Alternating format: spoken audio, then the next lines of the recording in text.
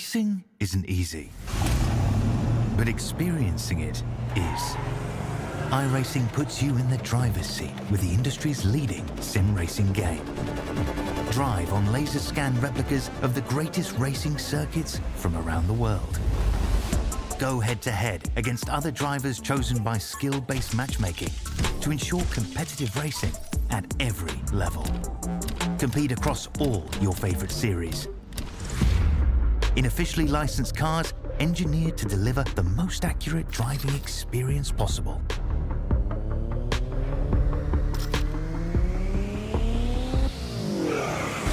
Join a race or host your own with players from across the globe.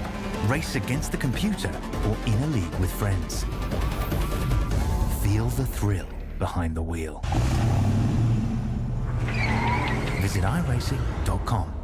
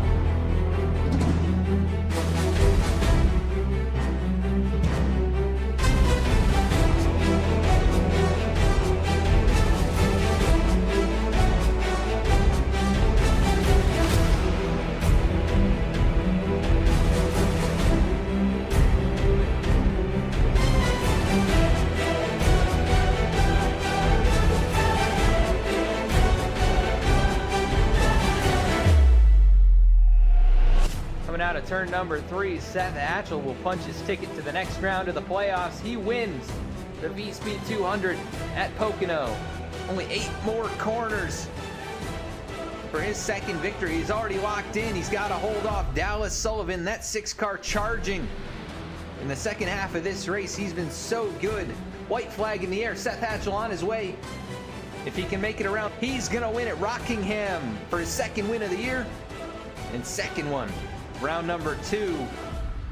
Here comes Gemmel. They are closing. Hatchel jumps outside. It's going to be side by side down into turn number 3. Where does Gemmel go? He takes it 3 wide. Here goes Kevin Cornelius to the middle. He's going to give the push to Seth Hatchel. It's 5 Vspeed machines at the front. Here comes Dallas Sullivan into the mix. Hatchel through the middle. I think he's going to be able to do it. Can Seth Hatchel open the season with the win? Bumping and banging for the second position, but Seth Hatchel is going to win at Daytona. Seth Hatchel looks like he is on his way, unless something ridiculous happens here, and anything can happen. But Hatchel, clear track behind him, and a pretty good margin to the lap cars in front of him. Actually, they're side by side as I say that, but he has plenty of space to really back off. Seth Hatchel will win at Darlington, his second victory of the year, and most likely take the regular season championship. And white flag in the air here in the Simulators Anonymous 225 at Kansas. Seth Hatchel 3.5 tenths over Alec Martinez. It's going to be too far, too late for Alec Martinez. We'll see if he does a little wall ride. He does. He's going to get the wall. Here he comes, trying to close it up. He did gain a little bit, but that car a bit narrower than before. Seth Hatchel wins in Kansas. Seth Hatchel all by himself out in front. It's a quarter second the difference. Slide job from Zach Carr for second spot. Able to hold off Mayato for the moment, but Seth Hatchel streaking down the backstretch towards turn number 3. The number 8, last year's champion, he's going back to fight for another one. He wins in Chicagoland. So Hatchel, white flag in the air, going for back-to-back championships. He'll go down to the inside. Reggie Ortega up high. Hatchel's going to be right there to his inside. I don't know if you can hold somebody up even a whole second here, as Hatchel giving him plenty of room. Reggie down. Here he comes through 3 and 4. Seth Hatchel. He won to qualify into the championship 4. He's got 2 wins this season. Gonna be 2 championships for Seth Hatchel, his 3rd win. He wins the championship back-to-back. The 8 machine for Team Vspeed, able to hold him off there in the end. And what a run there by Hatchel as he, once he got to the lead, that was all she wrote pretty much. Oh, could be a battle out of turn 4. He does! They're side by side off the corner, not enough! Oh my gosh! He is right there, white flag in the air from Auto Club. What a battle here. Angelo Ronas looking for his first career win in the league. Seth Hatchel, back-to-back champion. He's gonna have to work down low. Here he comes! He looks to the bottom. Can he get the grip off the corner? They're gonna be side by side off of turn 2. Down the backstretch for the final time. Who is gonna win this? Down the back, Hatchel pulls the 22 back. Into turn 3, Angelo Ronas up high. Seth Hatchel down low, trying to clear him. Clear! Hatchel clears him off the corner. Here comes Angelo though, he'll have the run. They're side by side. Here they come to the line. Contact, oh, inches. Hatchel got it. Seth Hatchel. Oh my goodness. What a finish, 1/1000th of a second, and Seth Hatchel just able to get it. What a freaking race! Of a second here at Auto Club Speedway. And they made contact. Angelo did everything he could, and that is what it looked like across the stripe right there. What a finish here tonight. What an amazing race. Hatchel, 4 laps to go at the Bristol Motor Speedway. That's just over 1 minute of racing left. He doesn't have a lot of time to make the move. Can Mayato get there and give him a shove down in the corner? Jordan Shepler down low. He should get out of the way of this. And there goes McGarvey. But that's going to block the inside lane. No opportunity to pass down there. 3 wide. Mayato, one last opportunity coming back to the white flag. He closes up a lot out of 4. He is there. Half a car length. White flag in the air from Bristol. It is Seth Hatchel looking for 2 in a row. Mayato right on his bumper. Lap cars in front. Mayato's going to send it. Here they come. Drag race. Mayato. Almost. Hatchel gets it again. Congrats to him. What a finish again. What a finish again. Be a big factor for the championship. Hatchel needs every point he can get. Zach Carr with the pole tonight. White flag in the air. Where does Dice go? Dice runs the bottom. As Hatchel runs that top. Car's running on the wall here. Hatchel, a little slide right there. They're both wiggling. Oh, he's gonna send it. Here he comes. Does he move him? Hatchel went deep in the corner to try and avoid it. It's a car length. Here comes Carr back to the throttle. Not going to be enough, though. Out of the corners, Seth Hatchel. Back-to-back seasons here in Atlanta. Hatchel wins it. It's a similar race between these two. This one a little bit closer than that one was, but Hatchel, man, he has a knack for these exciting finishes, doesn't he? Obviously was. That's as close as it gets, folks. What a race! I can't believe he ran out right there. Right at the line. Wow. Hatchel has been saving since he came out green. White flag up in the air as they come off of turn 2 or turn 4.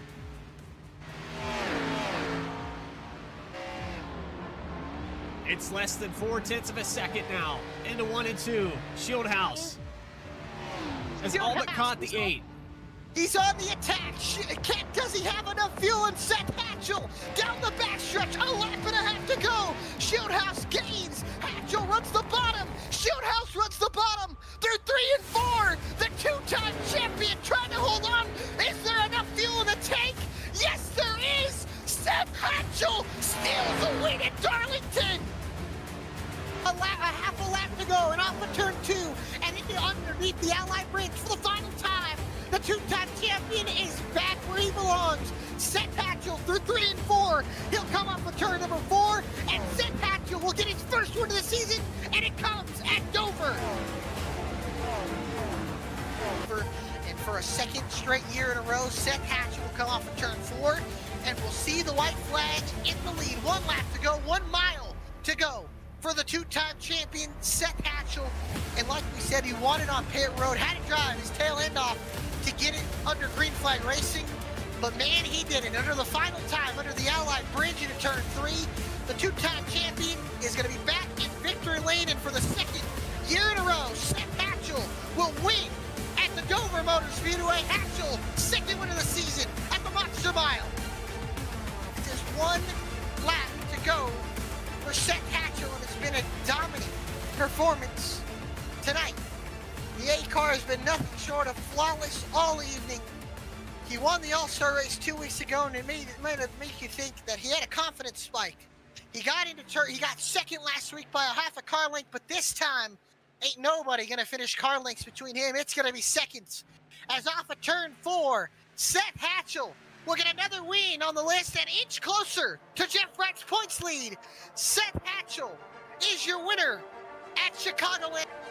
Able to get by Samart for third. White flag, one more lap to go. The final 2 miles of the BTDY Racing Series season. Bailey Turner clears Chris Samart as Seth Hatchel, the two-time champion, who is joined by Jeff Wright in two-time champions as he hits the wall again, trying everything he's got. Wright will be victorious and a champion for the second time in his career. But down the backstretch for the final time as Seth Hatchel cruises into the California sunset. It wasn't the finish of the season that Seth Hatchel wanted. He wanted to hoist the championship, but it won't be as bad as he'll hoist the final victory, the final trophy of the year. Seth Hatchel will bring it home across the line and win at Auto Club Speedway.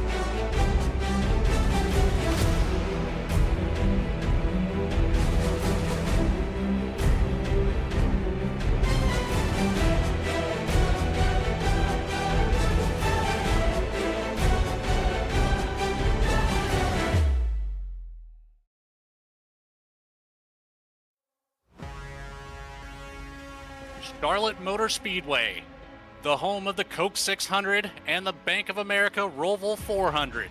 But more importantly, tonight, it is the home of the Race for 8. As some of you have may noticed, one of our longest standing leagues has been missing a driver for the last few months. Seth Hatchel, number 8, from below the double yellow, has recently been diagnosed with a rare form of sarcoma. Seth has been a part of the Vspeed team since the very beginning, before Vspeed was ever Vspeed. Tonight, we dedicate this race to Seth in support of his challenges ahead and wish him the best for a fast recovery. My name is Logan Threlkeld. Alongside me here tonight producing the show, Bradley Cooper. Also a guest appearance from one of our longest standing Vspeed team members and owner, Adam Baker. You're watching Vspeed Live here at Charlotte. And we are so happy to have everybody here tonight. It has been an honor putting this show together to get to this point and just dedicating this race to Seth here tonight in hopes that, he gets to see this and have a good time. He's obviously in a tough position here, but we all wish you the best, buddy. We have 43 drivers here tonight in support for you, as well as a whole crew of other people that wanted to be here tonight Logan, for you. You let the cat out of the bag. I was waiting for that little bit of that anticipation that 43 cars were going to thunder around this racetrack tonight. Unbelievable the turnout here in support of Seth Hatchel. It absolutely is. It's beautiful to see all of these drivers out here, and so excited to put this show on. And one of the biggest things here, obviously, looking for donations to supply to the GoFundMe for Seth, which we have a link in the description for. I can proudly say that these drivers here tonight have come together to raise over $1,400 for the Hatchel family with this event. That's on top of that is just insane. And Adam, you're the founder. You're the founder of Vspeed and have one of the longest standing relationships with Seth. And so you've been a part. You put the team together. Some moments that you could think of that on the racetrack or in a broadcast. Oh my goodness, so many moments with Seth over the years, battling side by side with him. When we weren't even broadcasting, here on Vspeed, the channel wasn't even a thing. We hadn't even thought about doing this. Seth and I used to race together in the Southern Motorsports Racing League for years. A few other drivers, Keith Mayato, Chris Samard, Ryan Gemmel, a few of those guys you'll see here tonight. We're in that league as well, and I got to know Seth through that, and some really great just competition in that series, and ended up becoming a good friend there. And things. Obviously, he's an amazing iRacer. He's a great guy, and he's been through a lot. He's going through, his challenge now, but do wish him the best, and hope that the money that's raised tonight and this effort, and obviously all these friends that he's made over the years coming out, makes an impact and can help, help just lift his spirits a little bit here. Definitely an amazing showing, just seeing all of this incredible iRacing, camaraderie coming together here tonight. And just so proud that you guys were able to throw this together in such short notice. And we're going to be able to get Seth over that GoFundMe goal and, have a good time out here on the racetrack in celebration of him. Absolutely. And one more thing I would like to add, these drivers out here have put out a challenge for the pole sitter of the race. We have multiple drivers that are ready to double their donation to the fund if the pole sitter will take an EOL, and even some drivers that are willing to triple their donation if the pole sitter takes the EOL and comes back to win the race here tonight. So to see these drivers come together in such a fashion and challenge each other and be willing to do even more than they already have, I can't be any more grateful for all these guys. But as we see here, we've got the track information for tonight. Charlotte Motor Speedway opened up this track back in June 15 of 1960. We've got 1.5 miles around this place, 24 degrees in the banks of the corners, and 5 degrees across that back stretch. So it's going to be wild to see 43 cars out here, gentlemen. I don't know how you feel about it, but it's going to be a good nostalgia, one. Man. It feels like we're watching a Cup Series race back in 1999. That's what it's going to feel like. And seeing these B cars go around here, it's going to be probably more like a 2014. But it's surreal to have a full field like this, and hopefully my graphics card will cooperate with it. Fingers crossed for you and your computer there, Bradley. And we've got 100 laps on the docket for tonight. Pit road speed of 45 miles per hour. We have 3 tire sets available. That is not including the set on the car currently. 3 green-white checkers if we need them at the end of the race. 80% fuel load and the iRacing fixed setup, as well as we have 2 fast repairs available for these drivers out here. 43 cars is going to be hectic, so we felt that was very necessary to try to keep everybody in this race as long as possible and just overall enjoy their time here tonight in support of one of our friends and family. I tell you, a very fitting way to kick things off here tonight. How about Ryan Gemmel, fastest on the qualifying charts. Good friend there to Seth Hatchel. These guys have been part of Vspeed as long as anybody. He's running the same paint scheme as Seth, and wow, this is very cool. We'll see if he takes the challenge and goes from the back to the front, but probably the guy who knows Seth better than just about anybody here on iRacing. Going to try and lead the field to the green flag. So amazing to get that number 6 car on the front row. He'll be joined by Lyle Swearingen in the 2nd position. Brody Hayes rolls off from 3rd. Michael Sturgill going to start in the 4th spot. Rolling off from 5th here tonight, it is going to be Noah Mahalski in the number 10 machine. Rolling off from 6th, Jordan Trask starting in 7th. It'll be Caleb Weekly in his number 13 machine. Cody Adkins going to start from the 8th spot. Joseph McWhorter going to roll off from 9th. And Jacob Grant rounding out the top 10 here from Charlotte this evening. Following up our top 10, we have one of Vspeed's very own DJ Lyon in the 54 machine next to Max Cost in the 63. Behind them, we have Carter Lenz in the 66 next to the 5 of Alan Dice. One more row back, the 77, teammate to Seth Hatchel, Chris Samard, next to Dennis Faircloth in the 80. Back in 17th, we have Devin Hudgens in the 84 next to Ray Massey in the 23.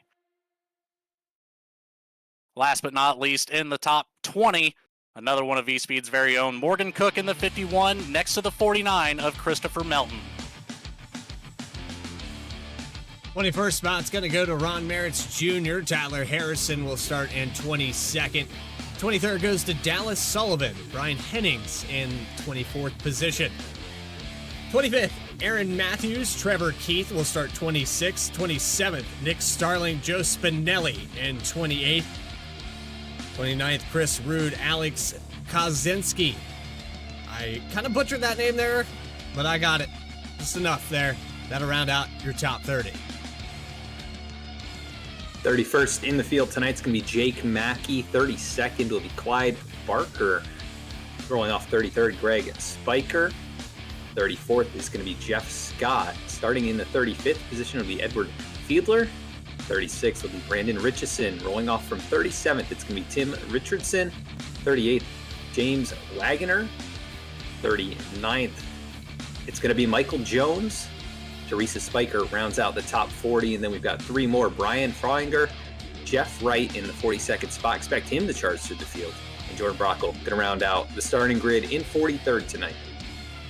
And as you can see on screen right now, all of these drivers in this field setting up for that 4-wide salute.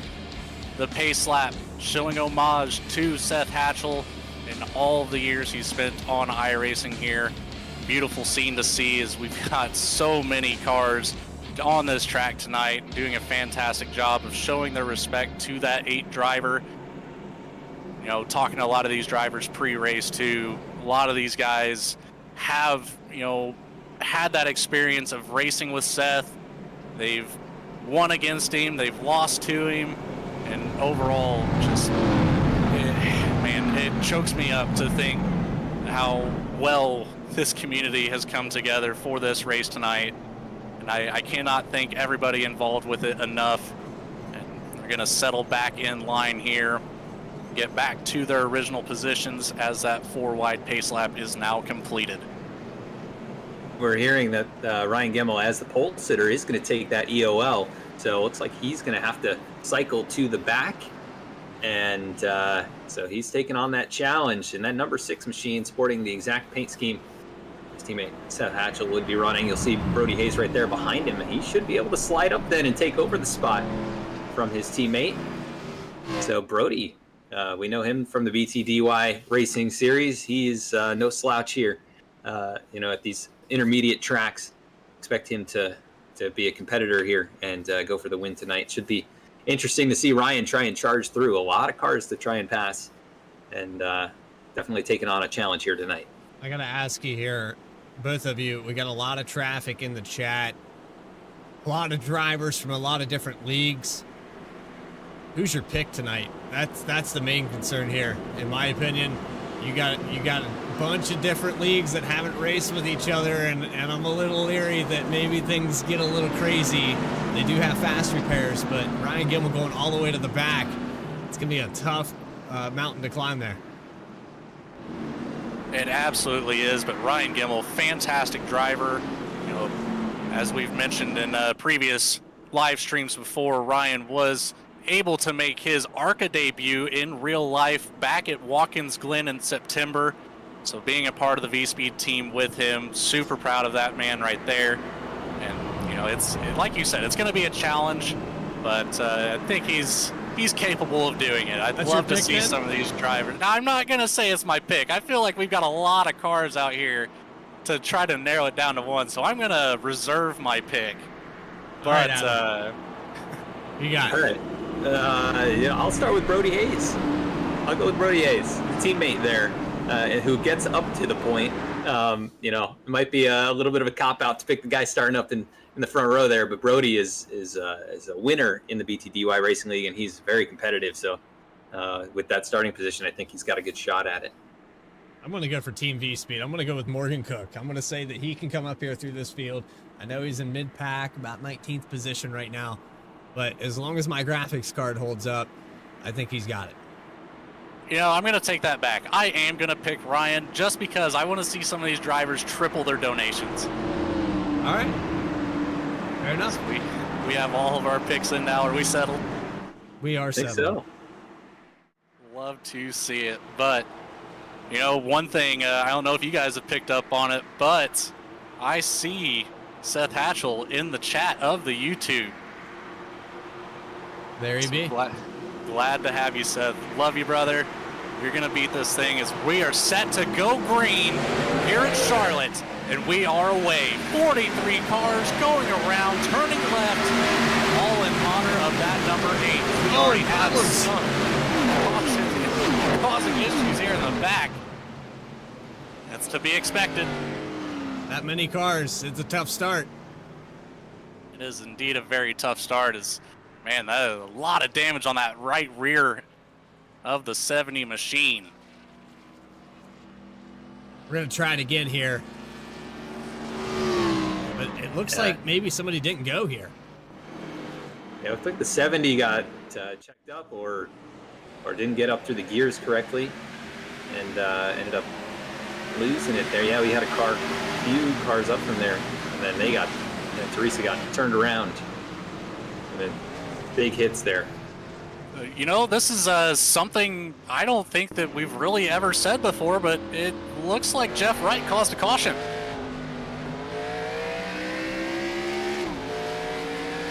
There's a big checkup on the outside there. Yeah, he got collected in.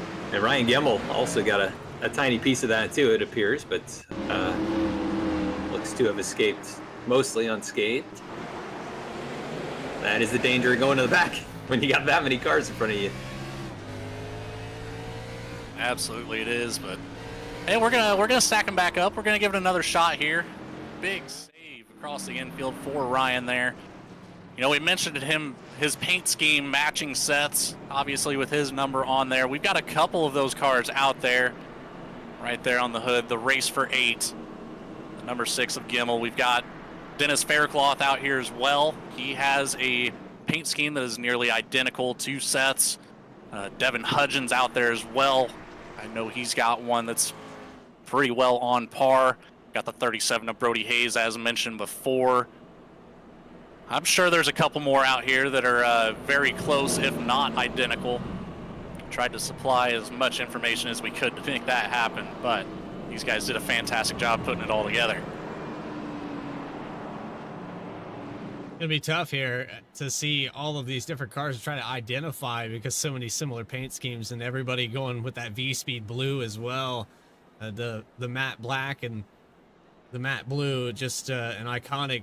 If you've ever tuned into a broadcast in BTDY and Saturday Night Racing, you are probably familiar with seeing that car in victory lane. That is one that definitely doesn't go unnoticed. It's I counted it up. We put together that compilation there at the beginning of the stream. 17 wins over the course of 4 years for Seth in BTDY. Countless others in other leagues. He's one of the most champion. Yeah, 2-time BTDY champion. So that's a big one right there for you. And then one of the winningest drivers for the Vspeed team across multiple leagues. So it looks like the 84 machine had to cycle around there, so they'll get the wave around, and Brody Hayes will be your leader on this restart. Able to take advantage of the situation there, and Noah Michalski going to be on the outside. So a couple of names that are familiar with each other on this front row for this restart. We got a very wide spread of talent in this field as well. It's going to be very interesting to see who kind of rises to the top if we get a decent run here. Absolutely, and we've got drivers from newer leagues to us. We've got drivers from leagues that have been with us for years. So to see you know, just the compilation of everybody, like you said, the skill range throughout this entire field is all over the place. But overall, I feel like once we get nice and green, kind of get through this restart, I'd say we'll have a very nice race on our hands here, gentlemen. Let's try it again here, Logan. Sorry about that. And I just want to say one more time, we're going to pull the belts and we're going to try to go green at Charlotte.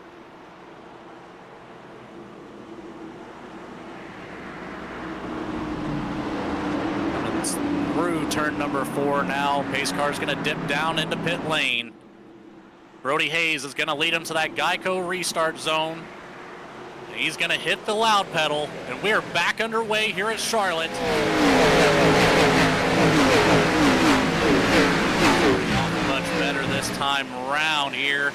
Brody Hayes with a massive jump into turn number 1. Mahalski, Lyle Swearingen. I believe I'm saying that right. I apologize, Lyle, if I'm not. He gets sorted out there from the second place position.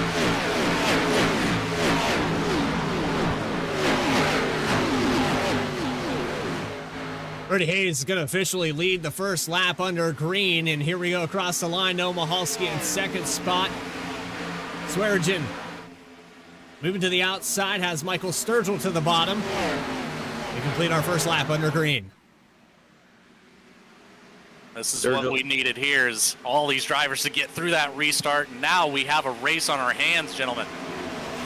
Yeah, Sturgill, one of those drivers from the Vspeed Invitational and a few other leagues that we brought you, but so close to winning the Invitational. It was nearly a tiebreaker between him and Aaron Smith, and finds himself up here towards the front. Not a surprise to see him up there. Got a car bouncing off the wall through the trial. Well, that's the 65 of Greg Spiker, and Ryan Gimbel's already made his way near the top 25, so he's on the move early on. I wish I could say I was surprised by that right there, but I am not. We're almost single filed out. A couple cars still battling for position. All these drivers handling this track very well. As we've got smoke coming across the tri-oval. Looks like one down pit lane now. Not too sure who that was.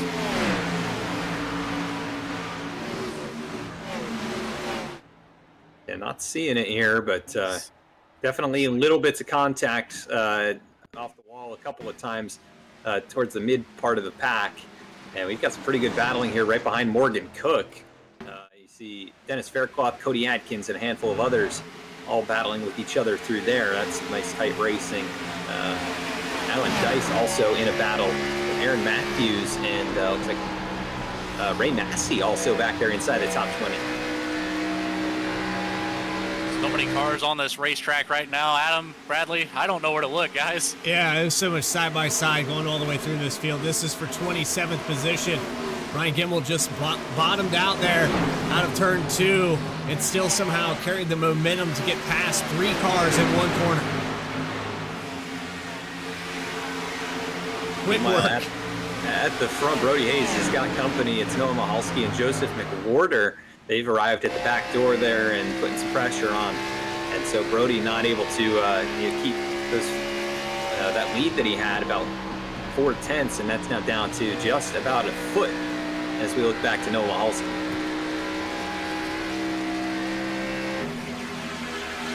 We have a proper name pronunciation for Lyle now, Swearingen.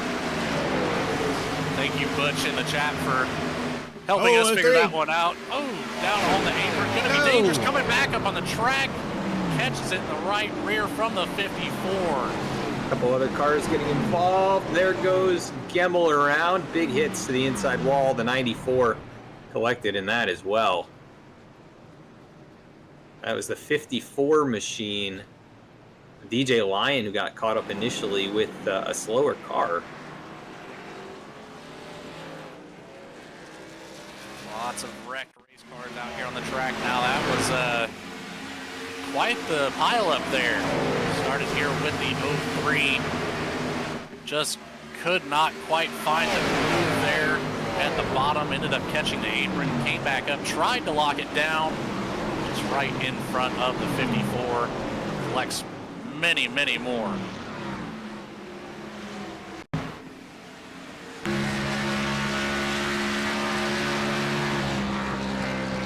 Yeah, it looks like most of these drivers are able to get it back to pit lane, or at least able to limp the cars around, so we won't have too many towing it back. I don't know that DJ could have really done a whole lot here. That car losing control down low. Came back up the racetrack right in the lane, went to avoid, and yeah, nothing he could do, and then it just compiles from there. I believe they're in a Discord channel together. Oh boy. The lack of communication there. What do you guys think about bringing one of them up here? And which one do you want to choose? I don't know. That's hard to say. There's a lot to choose from.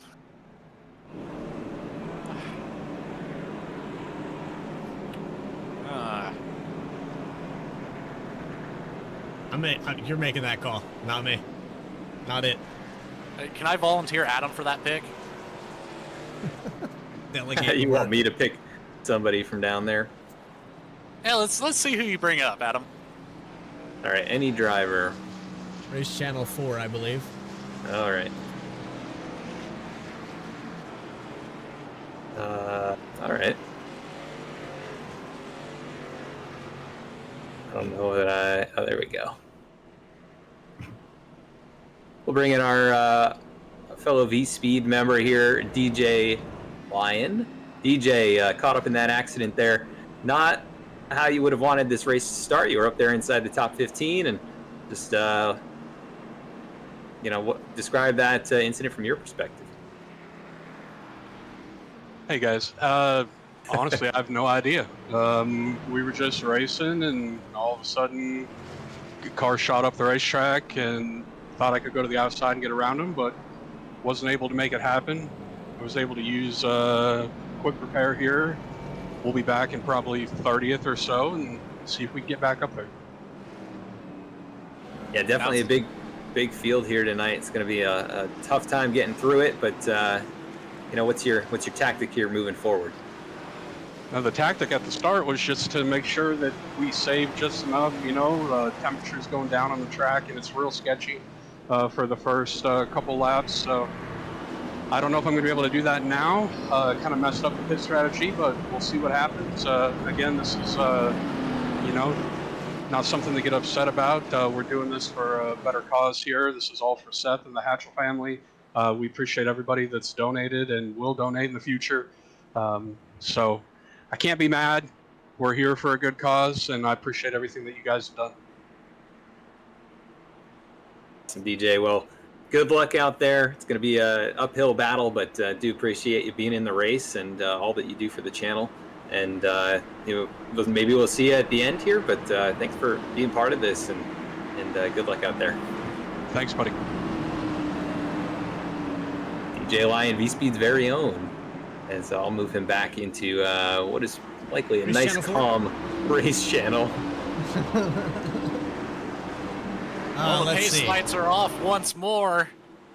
We're about to set way for another, hopefully a green flag run here. See if we can do so. Back on the loud pedal, Mahalski takes the green flag here. Off to a great jump into turn number 1, ahead of the rest of the pack. Looking back here, Caleb Weekly in that 13, Michael Sturgill to his outside. Off of turn 2, Sturgill to the outside of Caleb Weekly for the second spot. We've got a little bit of 3 wide deeper behind that. Going into turns 3 and 4, there's Tyler Harrison in the middle of this mix. The 55 there as well, Cody Atkins. Oh, got a car spinning further back. I think that's Gemmel. Got turned, but able to save it. So it's been an eventful night for Ryan after going to the back of the pack here. Yes, it has. And look at the chaos that, you saw that car spun. Everyone fans out. You've got 43 of them out here trying to avoid that.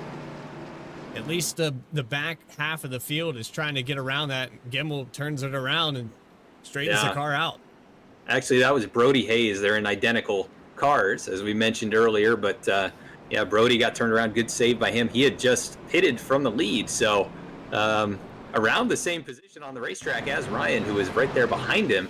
And actually, it looks like, maybe contact with the outside wall after collecting it for Brody. So yeah, just trying to shoot the gap there. The lower car, I think that's the 30. Yeah, that's James Wagner. Yeah, The it gets 30. decent. Let's go on board with the 30 car here and see. Back it up a little bit more. You're going to go into the inside of this car, and you know that you have a run, but Brody is going to take this run. There's just not enough room here.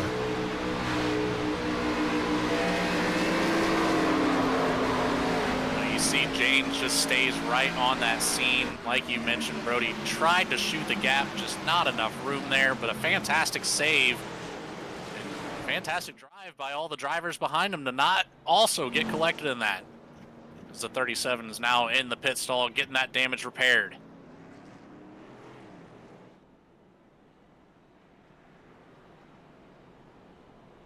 So shout out to chat, everybody that's been a part of this and put on the donations, and Icon Apparel as well. We got to shout them out. They are going to be part of this whole deal. Logan, I know that we have some announcements. The top 3 going to be getting a store credit as well to Vspeed's online store. $20, I think Adam Baker is offering up of his own money there. Yeah, Adam has put into this, like you mentioned there, $20 to our top 3 finishers for the Vspeed merch store. And then, like you mentioned there, Icon Apparel, formerly known as the BTDY title sponsor, Martin Sports, has hooked us up with 3 pairs of sim racing gloves to give away tonight to random drivers that have competed in this race. So big thank you to Mr. Martin for making that happen, coming together for this event for us. Certainly helped increase some of the entries here tonight. Just overall, fantastic working with fantastic working with that gentleman. And cannot thank him enough. And Adam, you as well, for increasing the interest here tonight. It's been a ride. It's been one heck of a week putting this together. Couldn't ask for a better turnout here tonight. A lot of people here in the chat, a lot of activity in the chat, all here in support of Seth. Gotta love to see it. And we're gonna actually put the back-to-back Seth Hatchel BTDY champion shirt back up on our merch store. We had taken it down for a little bit here. We'll put that back up if you want to support. If you've already donated and you want a cool shirt, you can go buy that. The proceeds will go towards the GoFundMe as well for that one. So that's another opportunity. If you've already donated to the GoFundMe, we would rather you go direct to the source there and donate to that. But if you want the shirt, we're going to be putting that back up in support of Seth. That GoFundMe link is down in the video description here tonight. But we are set for another green flag here. Mahalski inside, Weekly outside, and we're back green here at Charlotte.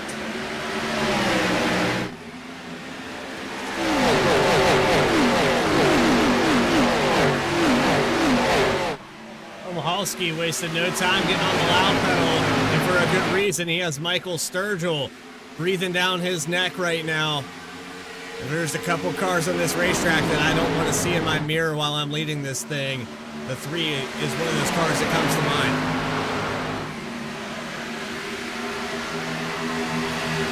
Very true. As Adam mentioned earlier, Sturgill, one of the top contenders for last year's Vspeed Invitational, showing he's got what it takes here tonight to be a top contender once again. But Mahalski holding Sturgill off for the moment. He's going to block that inside line, slots back up to the top of the racetrack to get that preferred groove into turns 3 and 4. Side by side back here for the 8th position. A little bit of contact there. Square engine just got a little bit of a door touch there from Cody Atkins. He's going to continue to run the high line into 1 and 2, and you get pinned up there on the outside, Adam. How does it feel here at Charlotte? Because you know that low line is really where you want to be. Yeah, that low line definitely dominant. You can use the high line if the run goes on long enough. You can try and run up there carry your momentum and challenge the guys down low as the cars tighten up. But in these early stages of a run, yeah, top side is kind of like a sitting duck out there. These guys down on the inside are going to have your number. They had a little bit of contact just outside the top 10 there, with maybe Ray Massey, Tyler Harrison battling hard. One of them caught the outside wall in turn 2. But yeah, this is a good battle all throughout the field at the start of this run. Absolutely is. We got more side-by-side action towards the back of the pack. The back out of the field not quite able to get sorted out in single file just yet. And now looking at the 96, chasing down the 46 of Dallas Sullivan. Brock out, trying to get to the inside here in the exit of turn 2. Car in the wall just ahead of him there. I think that was the 30. James Wagoner. Yes, that is the 30. Just a little bit of contact, didn't quite slow him up too much. Able to collect it back together, keep the car straight on the racetrack. Pole sitter Ryan Gemmel, who went to the back, he's up inside the top 20, battling with DJ Lyon, trying to get up another position, but has climbed his way over halfway through the field. So impressive, even getting involved in a couple of things here. He's been able to power through all that and continuing to make progress. So really impressive job at the start of this one. Still a long, long ways to go. Charlotte tonight, 75 laps when they get to the stripe the next time. Right at a quarter of the way through this race, on board right now with the 80 of Dennis Faircloth. One little thing I want to point out here. Look at that dash. It's got the number 8 decal right there next to his name, as well as that entire paint scheme dedicated to the 8 machine. So we've got another caution on track. Huge pile up down, I believe that's in turn 1. Oh, turn 4 rather. A lot of cars involved in this one.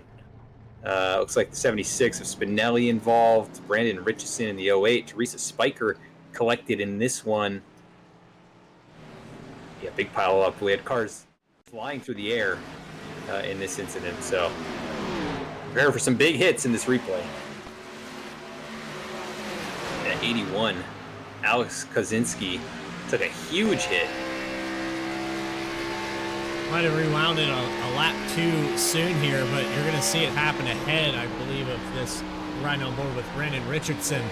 And you're going to see this field so spread out, but I think it starts up there in that cluster of cars going into turn 3. One car dived down below the apron, came back up. Cars flipping in the air after hitting that wall. Ooh, and just not enough brake behind the 08. So looking for a number that was the cause of that down on the apron. I think it was the 81 possibly involved in that at the start.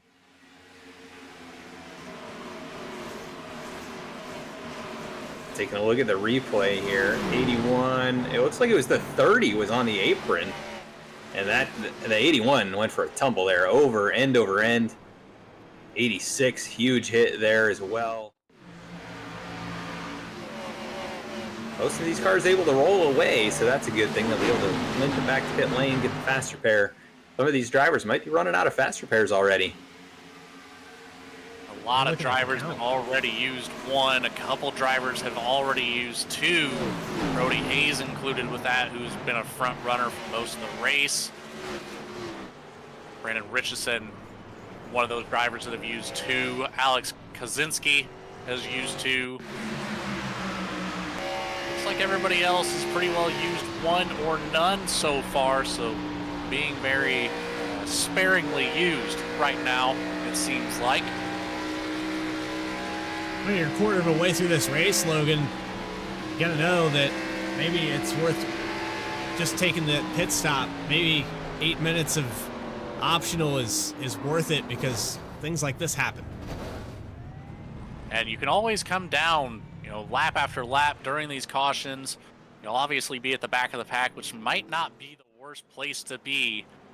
But if we keep seeing cautions, you can get that 8 minutes of repairs fixed in a matter of 10, 15 laps typically. And then that's all under caution circumstances, of course, so a lot of factors at play, but it is possible. Few cars stayed out here. Looks like Joseph McWhorter, DJ Lyon, Clyde Barker, Vic Starling, Greg Spiker, and Jeff Wright have all elected to stay out. Jeff Wright has the freshest tires in this top 10 rather. Going back to the stint, though, Michael Sturgill came down pit road. He's in the 7th position, so he actually in the top 10 will be the lead car with fresh tires. You got to know that quarter of the way through this race, you got 3 tire sets. This puts you pretty much on par with how the strategy would work with these cautions. I do just want to highlight that 48 of Jeff Wright. He's the biggest mover so far in this race, up 36 positions to that sixth spot. And we've got the drivers ahead of him. Greg Spiker, 28 positions gained. Nick Starling from BTDY, 23 positions gained. Clyde Barker with 29 positions gained up here in the top 5. It's a lot of movement for some of these drivers out here tonight already. Well, here we go for the 3rd, maybe 4th time. Green flag's out. Lap 29 here at Charlotte. We've Race got for one 8. across the infield already. It's a Carter One of Lenz. Yeah. 66, Carter Lenz. Got a little sideways off of that restart. Took it down to the grass. No caution comes out.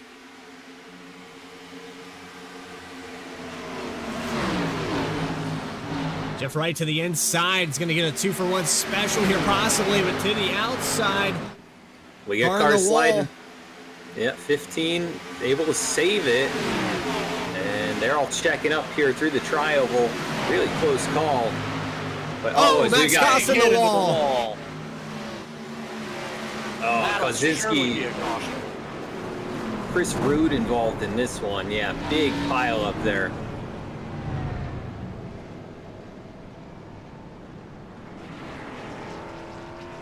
I saw a driver Big get hit loose there. cost.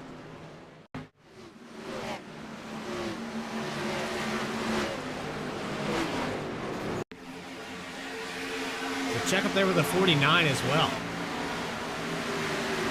Like costs, maybe a technical problem. He went straight into the wall through the tri-oval, and that's what started everything. I do have to say, Max might not like this, but he does have an issue with cats interfering with his racing sometimes. So I could very well looks like see the wheel but just disconnected. He has mentioned multiple times in previous streams that his cats will tend to disconnect his wheel. That's unfortunate. You can see there, you're right on board again. That wheel's not turning. There's no counter steer. He is all pedal here trying to keep this car off the racetrack. So very much a technical difficulty for the 63 team. Can't really fault him for that by any means, but it looks like he's got it going back again, using that faster pair. He'll get back out here on the racetrack, hopefully in front of this pack so he doesn't go a lap down. It looks like he might lose a lap here. I think he's good. I think he just barely nosed out that pace car. Little Lightning McQueen action there for the 63. Are you saying he stuck the tongue out across the start finish? No, we're talking about the final race. California. Yeah, when he blows the tires, right? He goes for a pit stop, and they pulls out in front of the pace car just the last second. Yeah. Luigi did the pit stop. Got him out there just in time. No, Luigi didn't do the pit stop. He did the beat stop. Seth, I hope you're enjoying this. Good to have you in the chat as well. And, something to reminisce on as well, Logan, the only reason, and I'll put this all on Seth, the only reason that we had any interaction was because Seth Hatchel introduced us and brought you over here to Team Vspeed back about a year ago, I think now. Yeah, we're closing in on a year for that, and even to just go back a little bit further, Seth is the only reason I'm even a part of the iRacing community. He's been racing for years. Went to hang out with him at one point, and he let me hop on the sim rig that he had at the time, which was an old Logitech G29. And if I recall correctly, I actually ended up purchasing that wheel and pedal setup from him. I could be wrong about that. We've had this discussion multiple times throughout the last, oh man, we've been friends for almost 12 years now, so at least a decade. And yeah, we've yet to come to a consensus as to where I got my original wheel and pedals from, but man, it has developed so greatly to, like you said, being introduced to the Vspeed team, being a part of this family. And you know, I just felt like up to this point, I absolutely owed him this effort to put into gathering all these drivers here for him tonight. We all met each other at Indianapolis there in the past summer, which was pretty awesome as well. You know, I apologize for my voice. We were shouting for a Wednesday night roughneck money race, but you know, as it progressively tries to come back, it's just crazy to think, you know, meeting people and getting to see everybody, and that was all Seth putting that together to get me there to Indianapolis. So I'm gonna shout out him for that as well. Yeah, I've been fortunate enough to attend the last 2 Indianapolis 500s with Seth and some other friends. Like you mentioned, it was a pleasure to meet both you and Adam there last year. We've got the pace car coming back down off the track. Joseph McWhorter this time will bring us to this green flag. Into the Geico restart zone we go, and away we are.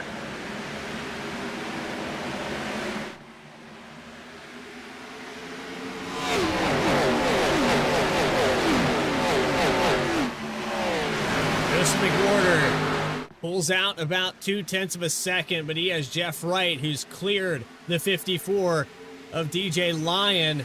And an impressive drive here from DJ Lyon. I think he had to pull this wheel out of a closet to get out here on the racetrack tonight. DJ has been away from the driving game for some time now. Happy to have him here out on the track. Does a fantastic job for us in the booth week after week, covering some Saturday night series that we have, the Misfits Racing League, picking up some others along the way. Oh, contact. That was Clyde Baker, I believe, that was trying to go to the inside, and the 10 of Mahalski got in. I think it was Nick Starling down there on the bottom. Little contact off of 2. Little contact never hurt anybody. A little door-to-door action, it's good for us. These guys battling hard in the back half of the top 10. Weekly caught the wall a couple laps ago, but he's maintaining up on the top side. Big slide for the 96, 3 wide. And there's contact Weekly. And Faircloth gets clipped. Big pile up on the backstretch. Oh, Chris Simard goes flying. Oh, almost over the fence. Gimmel caught up in that again. And we'll see if Chris is going to be able to limp it back. That is a huge hit. I'm not sure the engine's still running on that car. His hood is tumbling down the backstretch in front of him. Looks like he might get a push here from driver in a very familiar paint scheme. And we'll see if that gets Chris to the pit lane. But unfortunate incident there for the 37 and the 77. That was Brody Hayes that went end over end there, I think. Oh, it is, yeah. I'm so used to seeing Chris in the 37, I just thought it was him by default. But I think all of those teammates involved in that one, potentially. Oh, we got a lot to Ray Massey here. Ooh, big damage for Ray Massey. He's barely able to bring it to pit lane. Yeah, I thought Ray Massey was trying to drift into pit lane until I realized his car's just so damaged, it's crab walking. Brody Hayes with the hit of the night so far. Oh, man.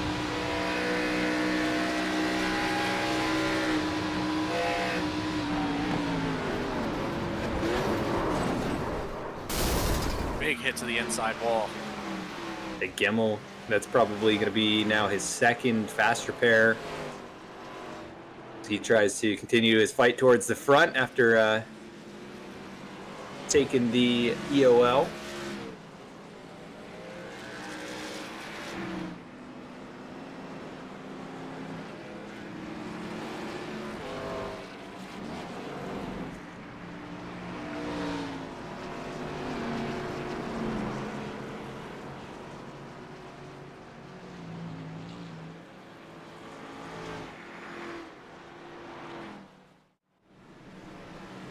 a few cars have elected to exit early. There was quite a few fast repairs used there in these cautions. Brody Hayes had used both of his fast repairs.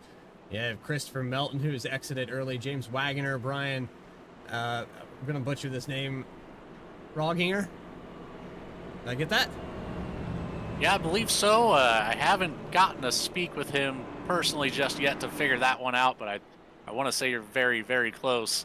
I know his nickname, though, is Frog. That's a new one to me. I can say that confidently. I butcher names every single broadcast, and it's going to take, 5 or 6 weeks of me doing production or commentary to learn your name. So for anybody out here that we mess up, we apologize.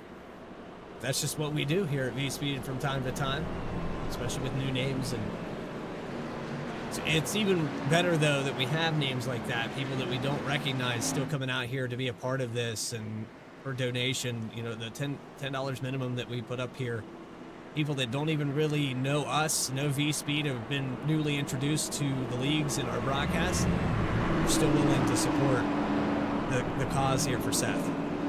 Absolutely, and I do know that Brian there in the 03, he came from one of our partner leagues, Goat Locker Racing, who he actually was the recipient of one of Goat Locker's 6 sim rig giveaways that they did last year. Goat Locker supporting veterans all the way through as much as they can, giving away sim rigs to veterans that would be interested in racing and might not be able to do so themselves. So Brian was one of those recipients. Happy to have him out here tonight. Unfortunately, we don't have him still in the race now, but again, I cannot express my gratitude to all these drivers coming out here enough. 43 cars, 6 cautions, 2 lead changes. Joseph McWhorter will be the command car again here. A few of these drivers in the top 10 wait for this race to go green. Let's find out if it can.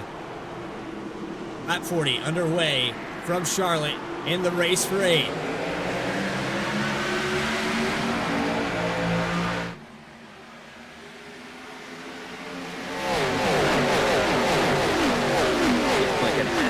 Battle out in front with Joseph McWhorter and Jeff Wright. You got Michael Sturgill up there, Noah Mahalski.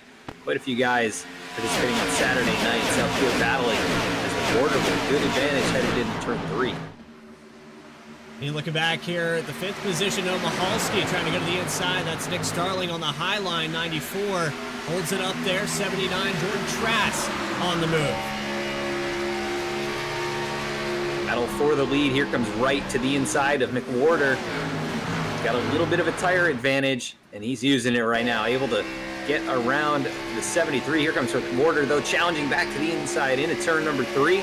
And Michael Sturgill is right there at the back door. He's got much fresher tires than both of these guys, waiting for an opportunity to make that pass. Still side by side out of turn 4. Waiting for an opportunity to pass, or waiting for one of these drivers to make just the slightest mistake. He has the advantage here, like you said, with those tires to take every bit of ground that he can. He's going to fall in right behind the 48 of Wright here. We have enough to get the nose ahead of McWhorter. Still side by side, door to door with the 73 on the inside. The 10 of Mahalski sneaking his car up into the frame. Mahalski on the comeback as well, but there was a little bit of contact there off of turn 4, and I think McWhorter got a little bit tight on those older tires. Nearing the halfway point of this race. Had a handful of cautions, but you still have to take into accord the tire wear here. We are not quite under the lights yet. By the end of this race, we should be. Jeff Wright leads the 3rd lap there. Caleb Weekly just got bounced through the infield, able to come back on the racetrack. Nearly gets into the 74, but they are able to avoid. So nice job there for Caleb, keeping it out of harm's way for the most part, and able to get it back going. But big loss of track position as he took a shot down there and tried mowing the grass a little bit. Wow, that is close getting back on the racetrack like that. I would have to say the 74 Hennings definitely had his brake pads changed pre-race. Yeah. A really nice job there. Good reaction by him to be able to avoid that. How about Michalski now looking to the outside of Jeff Wright? The battle for the lead continues. And Michael Sturgill right there still not able to make any move to get to the point. You know that if he can get some clear running room, he should be able to go on by with that tire advantage. But Michalski able to take that spot back away, as he has led some laps here tonight. And looking very strong right with the big slide up the hill in the middle of turns 1 and 2. And he's going to have a lot of pressure behind him. There's the 55 Atkins. I'm seeing a lot of fresh tires here. You're seeing the difference between just 10 laps and really, you say, maybe 6 under green up to speed. So the tire wear, kind of a big fall off here, Logan. And I'm surprised how much that difference has been. Oh, and you have to drive as hard as you do here to get through all these cars. You know, it definitely takes a toll on them. There's a little bit of contact to the wall back there right behind Jeff Wright. That was Joseph McWhorter there. Was 73. Chris Samard trying to break into the top 5 and make his way around Jeff Wright. And a good run so far for Chris. He's been able to avoid all of the incidents. No fast repairs taken for the 77. So his teammates may have been collected in a few things in identical cars, but he's been able to avoid it all. And we've got a big pile up at the back. As I was about to say, nearly all of our top 10 have not used the fast repair yet. 1 through 9 still have both available, and DJ Lyon being the first one there in that 10th spot that has used a fast repair.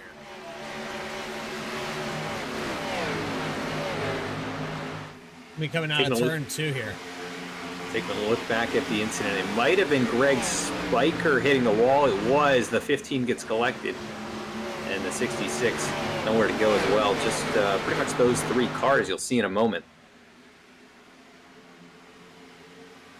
Just barely caught the nose of the 15. The 66 just nowhere to go for him.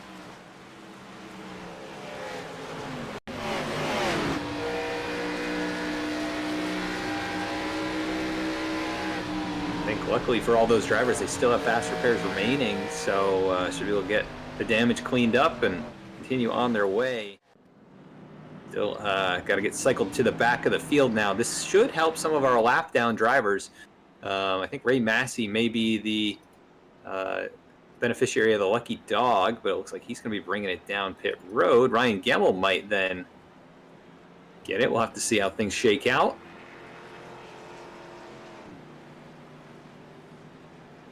What's been most impressive to me is Noah Michalski's speed. I know that there was a little bit of a tire deficit there, but you saw how long Michael Sturgill was stuck behind Joseph McWhorter and Jeff Wright.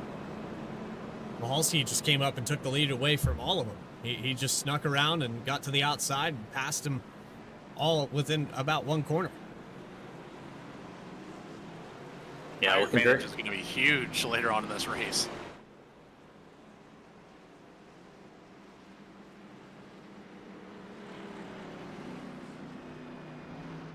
Jacob Grant will stay out on the racetrack. 23-lap old tires. Alan Dice out there as well. Chris Rude, 18 laps on the stint.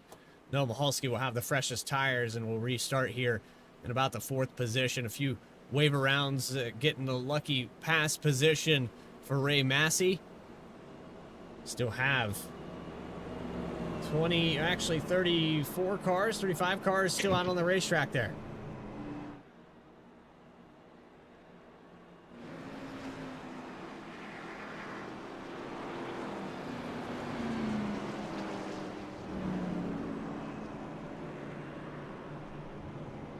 So halfway through this race now, and you've seen a variety of different talent levels. Everybody kind of getting used to each other. I think for the second half of this race, we might see a bit of a green flag run. We've had attempts at it. Field got spread out there on that last one, and we got pretty close to seeing it happen.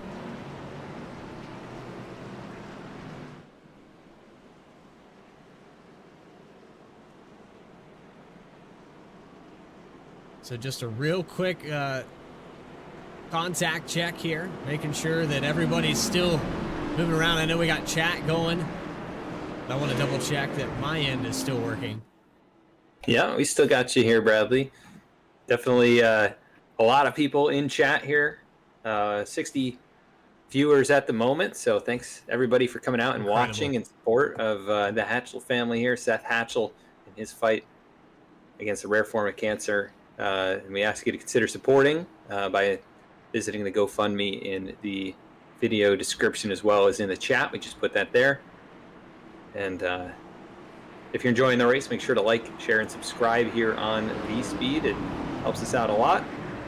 And we appreciate you all coming out in support of the driver of the number 8 machine in what has been an exciting race so far. A lot of lead changes and a little bit of chaos at points, but we're going to be getting back going here, and hopefully we get a nice long run. Jacob Grant, Alan Dice on the front row, working into the restart zone.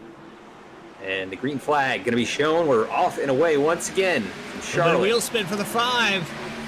Alan Dice kind of held up that outside line that allowed the 19 of Grant to pull away. We're in another situation here. Logan, the 03 of Mahalski hard into the wall here. Yeah, he lost 10 of Mahalski. We're used to seeing him in the 03. He is the 10 here tonight. Big contact with the wall there, able to keep it off the other cars. Makes it around the track as he's just going to ride the wall and stay out of the way. We'll likely see Noah bring it down pit lane here. Bigger wreck here out of turn 4. That is a track blocker. That's a parking lot. Max Cost caught up in this one. A few others, the 99. Jeff Scott caught in this one. Greg Spiker. So that'll actually save the 10 of Mahalski from potentially going a lap down. He got caught up in it even after it all happened there. He was trying to get through and cars were still moving around. So, yeah, not sure what happened there. Looks like he maybe got loose and overcorrected straight into the wall. But unusual incident. He's been so fast tonight. Just maybe those fresh tires caught him out. Very well could have, but what do you guys say?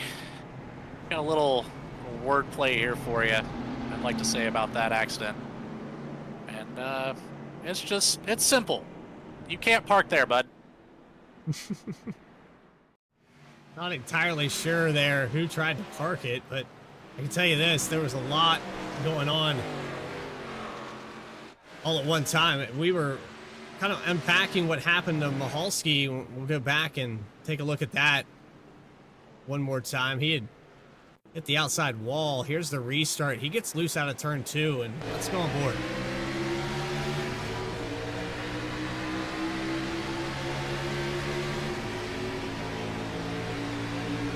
This looks like a car just snaps free here. Start to develop right there and into the wall. But again, a fantastic job by Mahalski to stay out of the way of everybody else trying to navigate past him. Obviously losing a bunch of ground in the process. And then Jordan Trask had a similar incident. That's what caused the pile up there in turn 4. Car broke loose and ultimately started that melee down there at that end of the racetrack.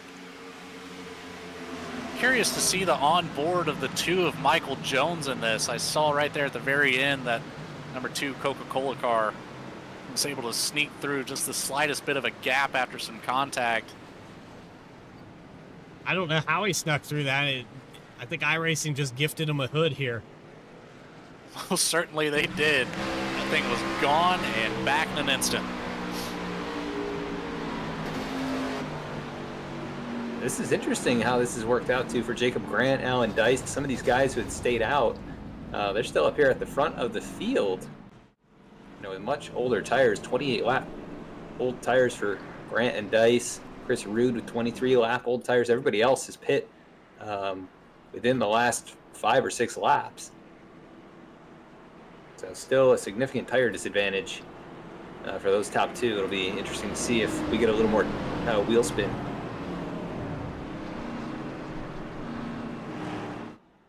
Jacob Grant, Alan Dice, Michael Sturgill, Chris Rude, Cody Atkins, the top 5. Chris Simard, Joseph McWhorter, Tyler Harrison, Morgan Cook, and DJ Lyon for the top 10. The race for 8 so far at Charlotte. A little bit of extra cautions to be expected here when you have 40-plus cars on the racetrack to start this race. We still have about 34 of them up to par. Quite a few drivers have had to use 1 or 2 of their fast repairs here tonight. A few names that are up here in the top 5 that haven't had to use it yet. We've got Alan Dice, Michael Sturgill, Cody Atkins have all been able to make it through here unscathed. Following up that top 5, there's Samard, McWhorter, Harrison, Cook. None of them have used any of their fast repairs yet, keeping those in reserve, but we're about to go green once more. And away they go.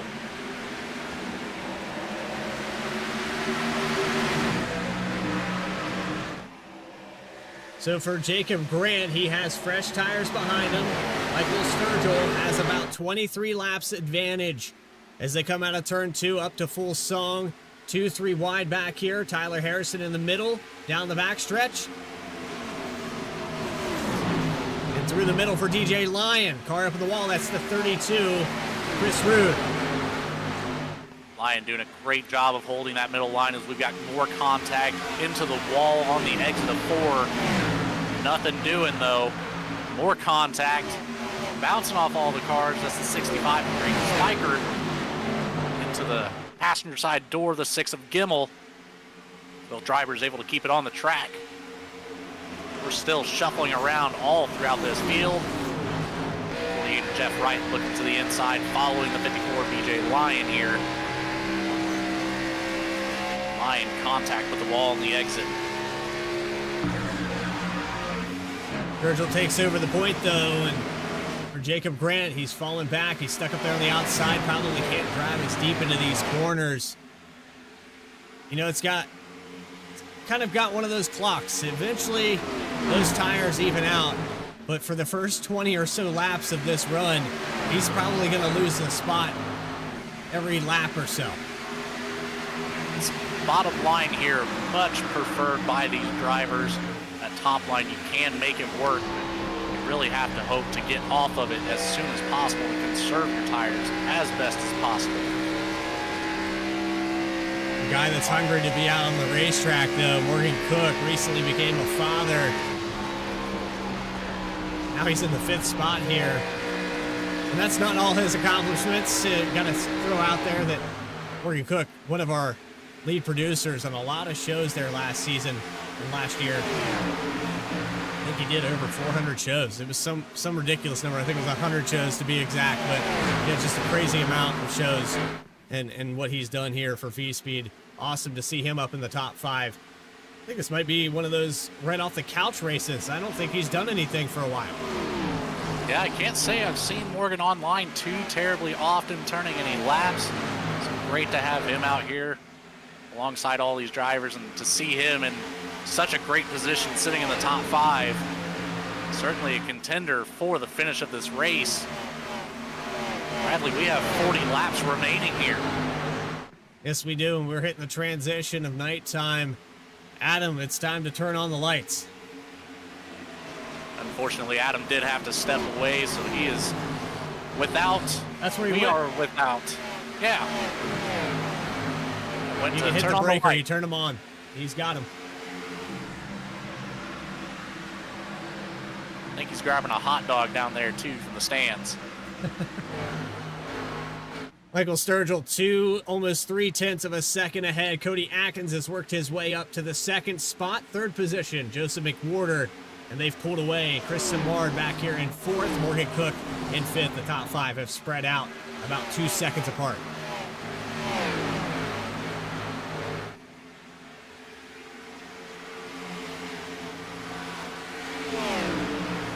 That 15 of Trevor Keith just absolutely hounding the 51 of Cook right now, waiting for Cook to make any slight adjustment in his lines so Keith can take advantage and get around and put himself up there in the top 5, followed by a slurry of race cars behind.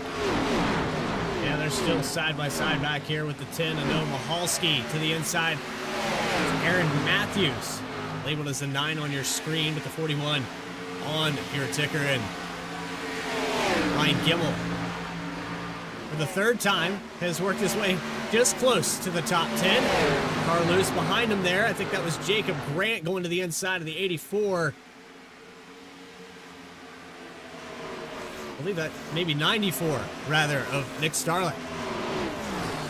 Nick Starling, one of those drivers that we haven't seen often coming from BTY. It's not quite been there yet this season. A little over halfway through the below the double yellow season already. Nick Starling, I think, has only made one appearance so far on those Tuesday nights. Glad to have him out here as well. Well, it's fanned out. It's cleaned up. Looking really good here for the bottom half of this race. While we talk about that, Michael Sturgill's lead has dwindled down to under 2/10. Cody Atkins on the move. Cody Atkins also pulls along the 73 of McWhorter, so we're about to have a 3-horse race up here for the lead between Sturgill, Atkins, and McWhorter.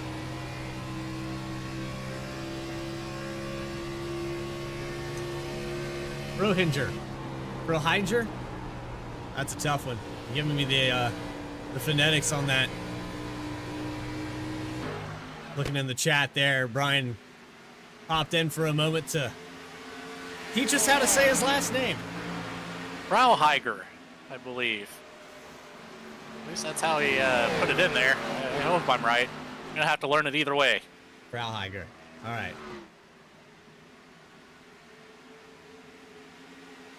Butchering names every day. No, at least we're not trying to do math here tonight. Oh, yeah, don't even get me started on that. And in case you were wondering, there is 33 laps to go now. Nicely done. Thanks. Proud of you. More importantly, we've got the 55 of Atkins still all over the back bumper of Sturgill. McWhorter a little bit further back now than we saw a couple laps ago. Sturgill holding a fantastic pace here tonight to keep himself up in the lead. I mentioned him being a top contender in that Vspeed Invitational, and it is showing here tonight. Cook to the outside of Jeff Wright. The 11 of Merritt's right behind Wright. I did not feel right saying that. Say it one more time. You were on board with Tyler Harrison. A lot of side-by-side from 7th position on back. Merritt's gets a little tight there on the exit of turn 2. Has to concede that position. He was actually about to complete that pass. Cars look like they're starting to get a little bit of right front tire wear. Jay Lyon right there on the inside of Harrison, looking to make a move on the 11 of Merritt's. He's going to be to the door on the entrance of 1. See if he can carry some momentum to get through and clear of Merritt's on the exit. 54 car on the move, up 3 spots from where he began this race, but had to claw back from outside the top 10.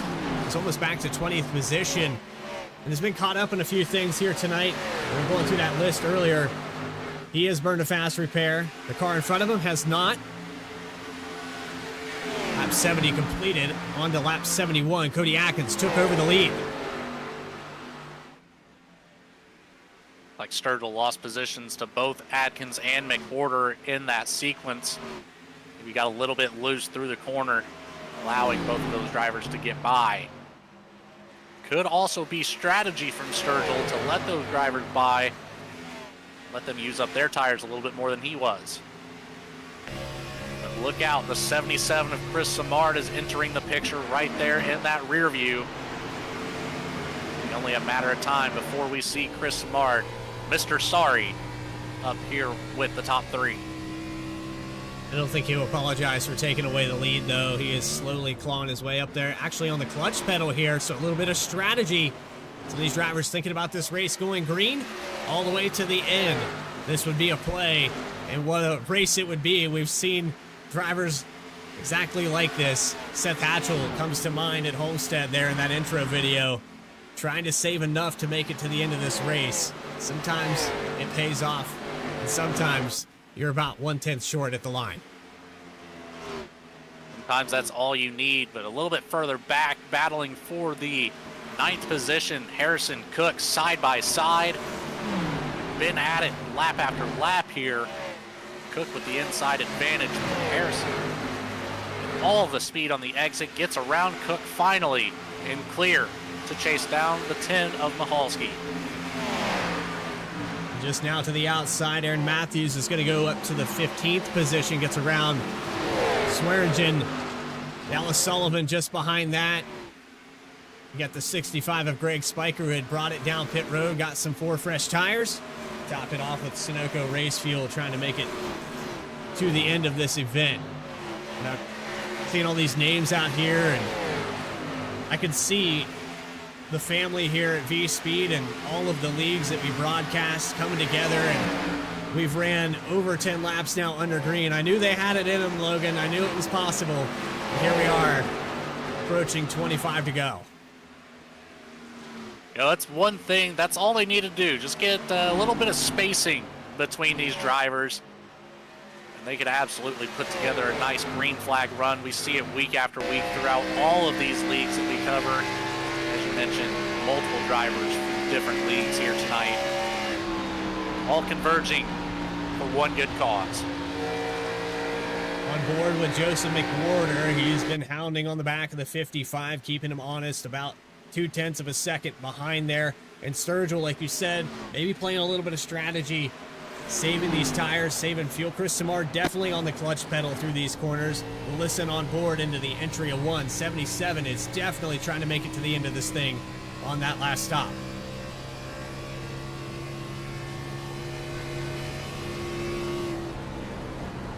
He's kind of ceased on the clutch pedal here, Logan. Maybe either he's saved enough or he just found out that he's not going to make it, and so no point in saving. Might as well go up there and chase the leaders down. Might as well make it a challenge for those guys up front, as we got movement back behind him. The 54 of Lyon got around the 15 as well as Michalski. Michalski now to the inside of Lyon with that advantage there. Side by side on the corner exit across the tri-oval. Still door to door. Good hard racing here in the middle of this pack. Battling for that 6th position. On the backside of that tri-oval, the quad oval, still not able to complete that pass. Goes into turn 3, still door to door with the 54. Car down on the bottom of the racetrack, that's the 19. Grant trying to get to pit road, I believe. And he will, but loses a ton of ground trying to get down there. It's not what you want to see if you're the crew chief of the 19 team. Obviously having some sort of an issue to bring it down pit road now. DJ Lyon finally hit around Michalski, no longer side by side. Got some clean air on the front nose of that Toyota Supra. Just outside the top 10, Tyler Harrison. Rod Merritt's Jr. side by side. The 15 of Trevor Keith in 9th spot. This is for 10th position. And so tonight, positions in the top 3, like we said. Gonna get that Vspeed store credit, but it's gonna be random here for the gloves, and we appreciate Icon Apparel and Martin Sports for what they've done here. Most of all, we appreciate all the support here for Seth Hatchel and the race for 8. 43 cars started this event here tonight. We actually had to send a couple drivers home based off qualifying.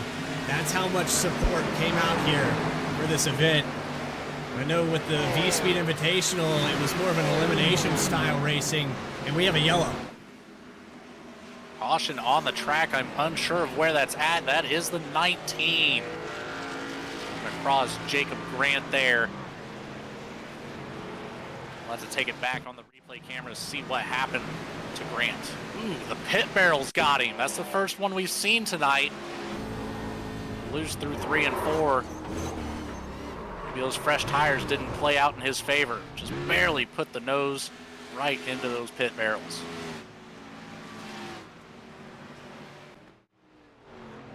So self-spin there for the 19. Got a little loose through 3 and 4. He just came down pit road, so he's on fresher tires, but it caught him by surprise. We've seen that a couple times here today with some of the best. Mahalski had lost control there earlier.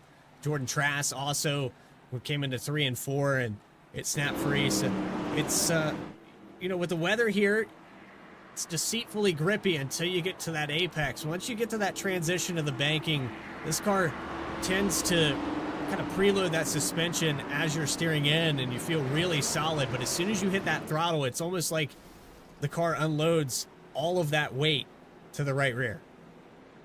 It certainly does, and it can cause that snap steering very, very easily, especially on the corner exit. A lot of these drivers able to handle it. Some of them just maybe not enough experience with it at the track. But overall, fantastic race so far here tonight. Cannot complain whatsoever with 83 laps completed so far.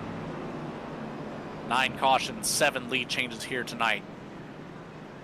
We're going to stack it back up and see who has the pace to make it all the way to the end. It's going to be a battle, Bradley. I'm excited for it.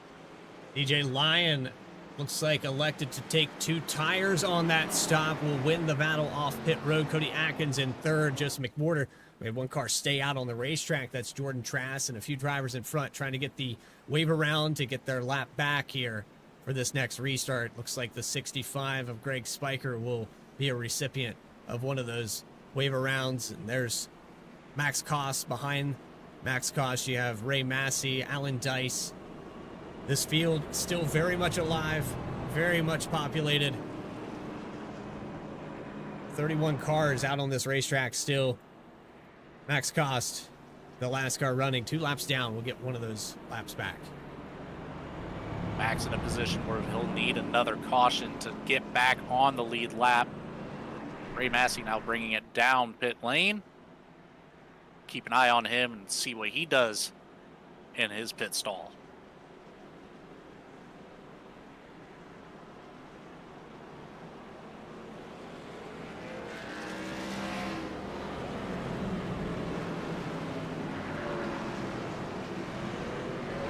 Right side is up on that 23 machine.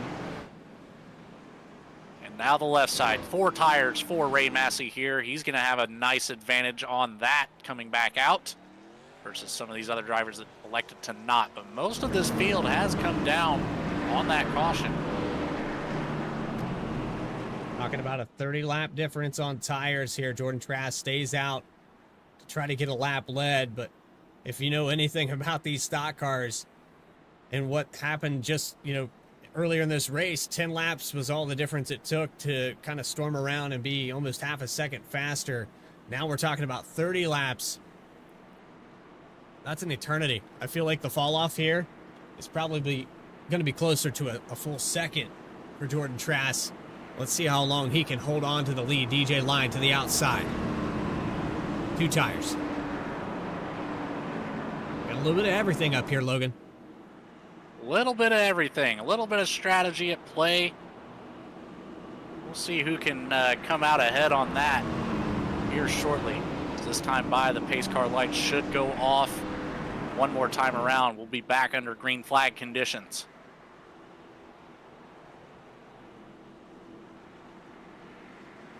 One more time around here. Get drivers caught up. Lights are out on the pace car now. Doubled back up.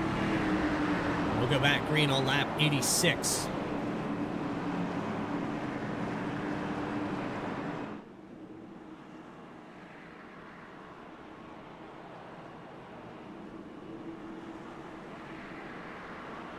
So Logan, we were talking about those picks earlier. Morgan Cook, I'm just checking in here with the 51 machine. Sitting back in 12th position. What do you think? Ryan Gimmel, has he got a shot? I still think Ryan's got a shot. I still want some of these drivers to triple that donation into the GoFundMe. So I really would like to see that 6 car take home a podium here tonight. But there's so much competition out here, and Gimmel has a lot of cars he has to drive through to make that happen.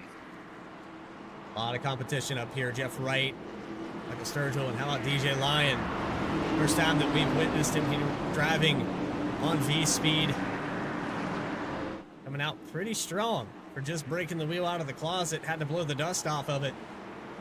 Looks like that rust has been knocked off. And I gotta say, he's definitely exceeded my expectations here tonight for just picking up for how long he's been off the racetrack. Here we go. Jordan Trask on old tires. 2 tires to the outside. DJ Lyon, Cody Atkins, Joseph McWhorter, and Jeff Wright. Green flag is out. Big wiggle immediately from that 54 car. Lyon struggling to get it going here on those 2 tires. He's going to hold it down. Oh, he's loose Jeff Wright again. to the inside, big time loose. McWhorter to the inside, to the Oh, outside the big wreck, wall. 68. 68 spinning in the background. Oh, another big hit for the 60 into the rear end of the 68. Approaching 10 laps to go, and this is kind of where it heads. Ed Fiedler actually gets a piece of that as well in the number 60. Real quick on board here.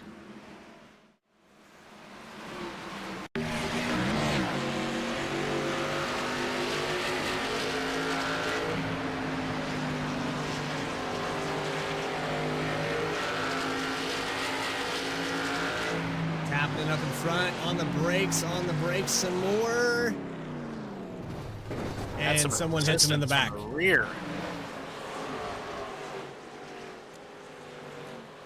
Not Not sure quite who that sure was. who that is. Ooh, it's Joe Spinelli.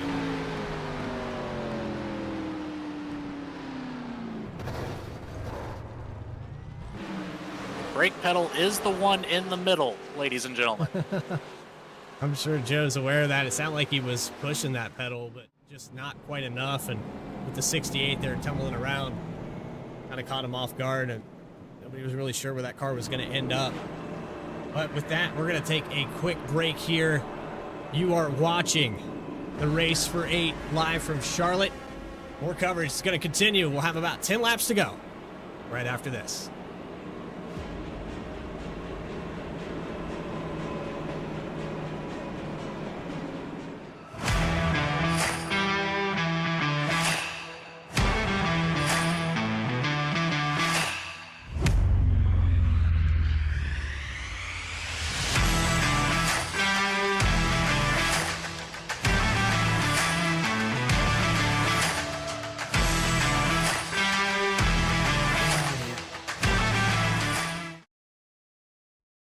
Racing isn't easy, but experiencing it is.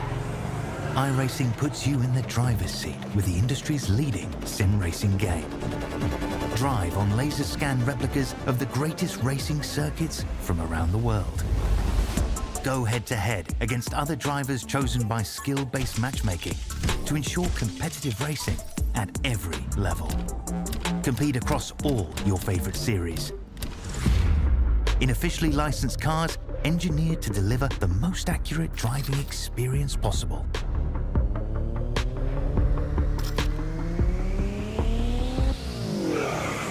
Join a race or host your own with players from across the globe. Race against the computer or in a league with friends.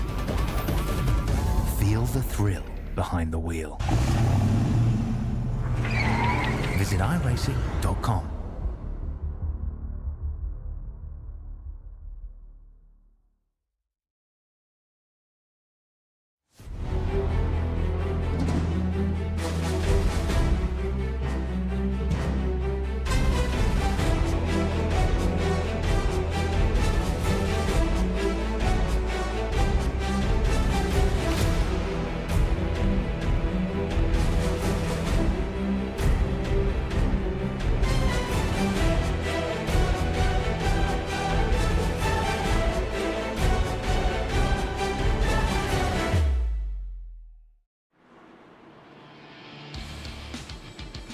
And we're back live as the pace car lights are out. We're doubled back up throughout the entire field.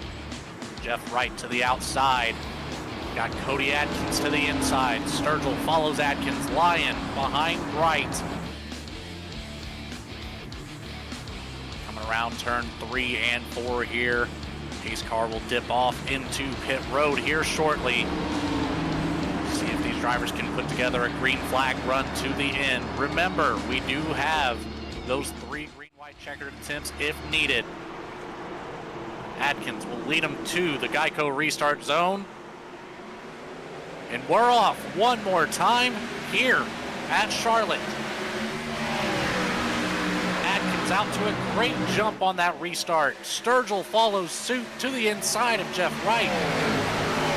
McWhorter back there battling door to door with Lyon in the 54. Sturgill, a little bit of an advantage on Wright coming down the back stretch. He will not have enough room to make it 3 wide, a little bit further back. It is 3 wide. Morgan Cook, the 11 in the middle there. Rod Merritt's coming off of turn 4. They're scrambling everywhere for this top 10. Finally settled out of that 3 wide situation, back to just 2x2. Car to the wall on the outside there. Look, that's Aaron Matthews. Scrambling back here behind, trying to make way. 9 still high on the outside line. Caleb Weekly in the 13 there. 3 wide on the outside. Ray Massey stuck in the middle. Massey's getting squeezed down to the grass across the tri-oval. Keeps it on the surface. Oh, Harrison's around. Cook's around. 94. Oh, right into the driver's side door goes Massey.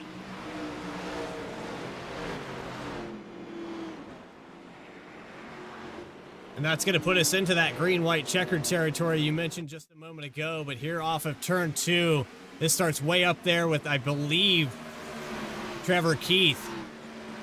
And Caleb Weekly, what an avoidance there. Caleb Weekly with a great job getting around that spinning 15 of Trevor Keith. Lots of broken front ends out here on the racetrack. Looks like most of them still able to make it back to pit lane on board right now with Caleb Weekly. Take a look at this. Down to the inside. Slows it up just enough to Look avoid how close he got to the back of Morgan Cook there on that one. Ooh, started with some net code there between Cook and Harrison. Lyon on the outside. Lyon on the outside, loose. Yeah. Big hit to the right rear quarter of the 15. There was contact between Lyon and Keith there before that. Let's go back a little bit further. A little bump from Harrison to the back of the 54 of Lyon. Door to door. Wow. Cook almost collected in that. 3 wide coming across the tri-oval. More contact from the 45. A little bit of a bump here from Cook back into the 54. Lots of contact all the way through that. DJ just could not catch a break there. He was wheeling that thing all from turns number 3 and 4 back to the backstretch. I don't think that car was driving straight for more than a half second in that sequence. No, it wasn't. And Tyler Harrison in the same boat. And you had both those drivers fighting for a spot within the 3 wide. Just, one of the racetracks you can do it, but you probably don't want to do it all the way through the corner. And so at that point, it's just the outcome here at Charlotte. Car's a little bit loose. The lights have come on. The track's cooling down a little bit. Starting to give even more insecurity to how this thing's going to handle. You transition a racetrack. It's one thing to transition it with maybe some cloud cover. But when you drop the temperature close to 15 degrees from the start of this race, we're sitting at 95 to start, now at 80, and it's rubbered up. Indeed it is, but you know what I'm very happy to see right now, Bradley? At number 6, Ryan Gimmel back up into 7th place. He's inching closer for that EOL challenge that he was issued there at the very beginning. So close. Just a couple spots away from the top 5. Then it's just trying to get around the remaining drivers that have been up here in the front the entire race. See if Gimmel has what it takes.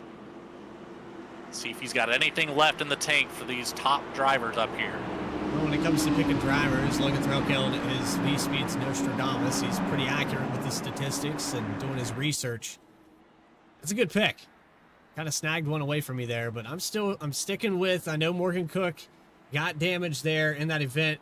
I'm going to stick now to another Vspeed driver, and I think we got another Vspeed machine out there that's been quiet all day long, and he's really good at hypnotizing these guys to think he's not a threat until they come to the white flag. It's Chris Samard. You're absolutely right about that.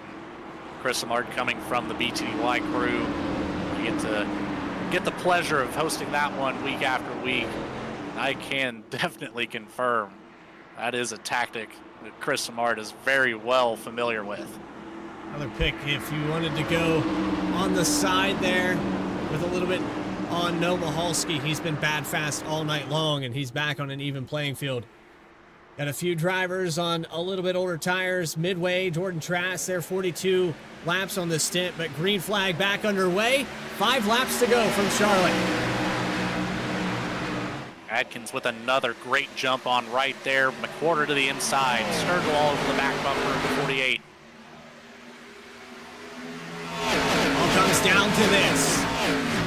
We've done just shy of 100 laps. We still have those green-white checkers in our back pocket. 3 wide back here into 3. Bit of contact. I thought I saw somebody go down to the apron there. Whoa, Jeff Wright to the grass. Across the grass goes Jeff Wright. He jumped that curb. The whole car left the ground. We need to get a quick replay here of that. Let's watch it coming out of turn 4. He's going to cut this grass in the quad oval and watch this car leave the ground. That whole left side, no contact to be made with the racing surface. So there is another caution on the track. Did not Joe Spinelli. 86. Loose is fast. Got a little sideways, a little too fast. And it looks like Joe Spinelli has unfortunately used both of his fast repairs here and is going to have to tow or try to drive it, salvage it back to pit road. That right front completely locked up. No steering available for Joe Spinelli. Not quite low enough there after bouncing off the wall. Almost collected another one.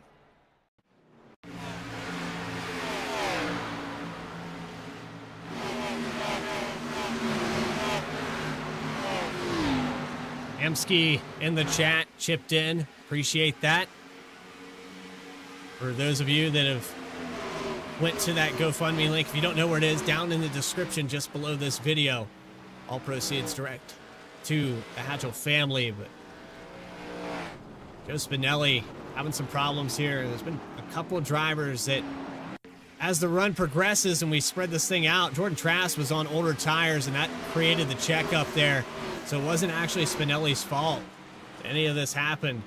It was Jordan Trask who was on much older tires than the rest of this field. And I believe the closing speed there off of turn 2, some drivers getting into the back of him. The 96 got loose on fresh tires, and that just created the domino effect you saw there. Jordan Trask has luckily held on to one of his fast repairs, so he's going to use that now coming out of pit road here.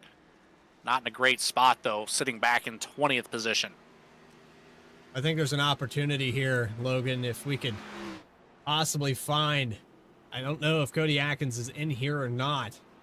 Might have hopped over to the BTDY Discord.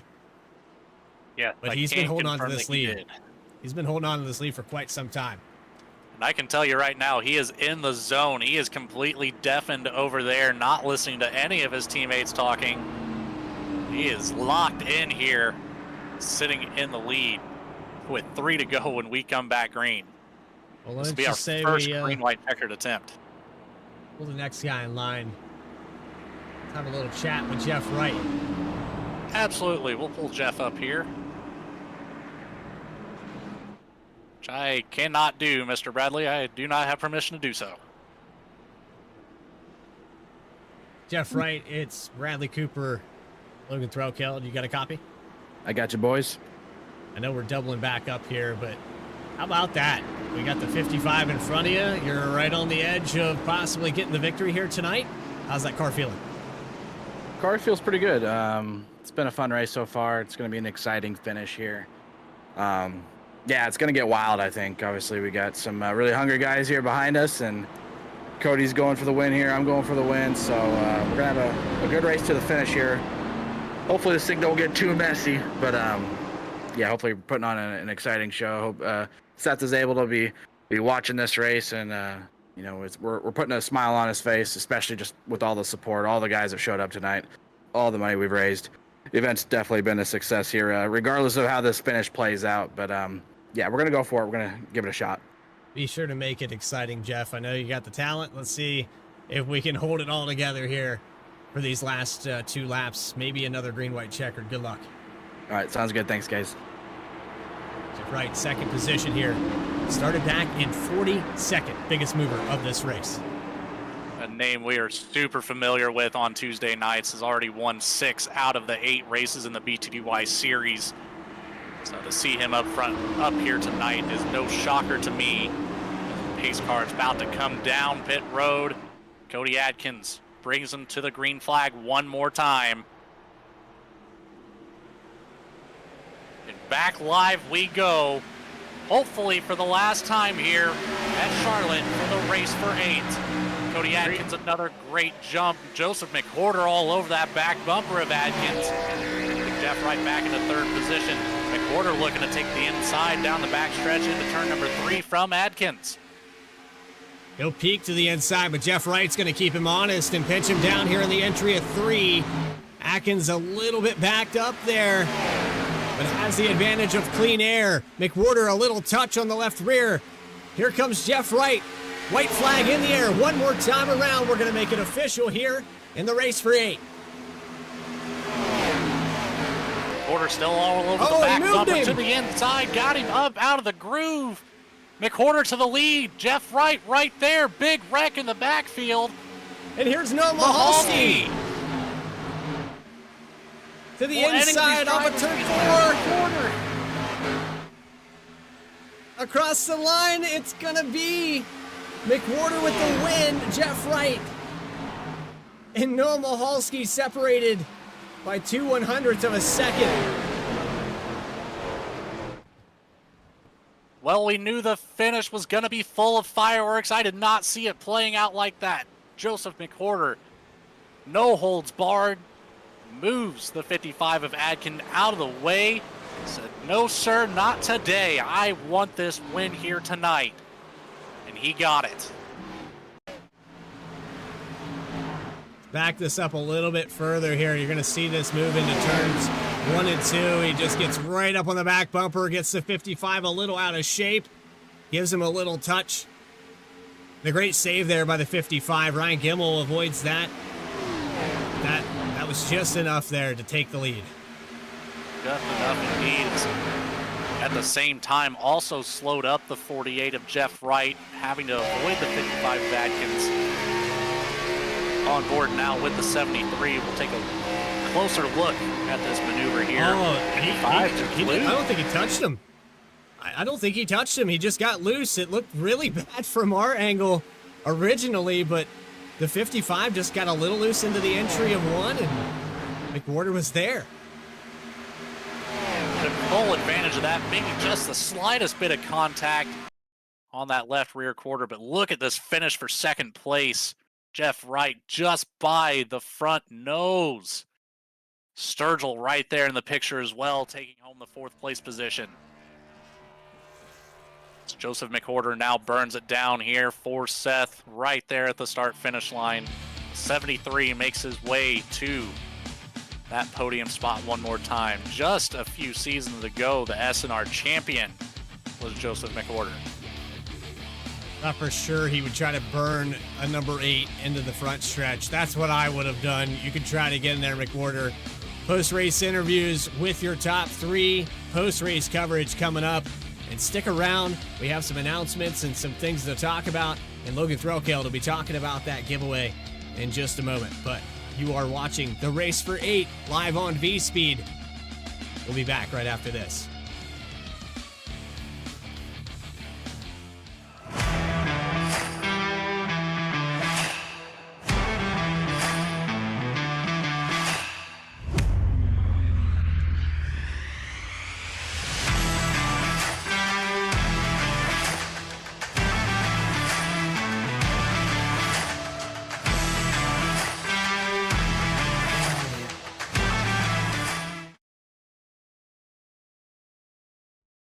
Racing isn't easy, but experiencing it is. Iracing puts you in the driver's seat with the industry's leading sim racing game. Drive on laser scan replicas of the greatest racing circuits from around the world. Go head-to-head against other drivers chosen by skill-based matchmaking to ensure competitive racing at every level. Compete across all your favorite series. In officially licensed cars, engineered to deliver the most accurate driving experience possible.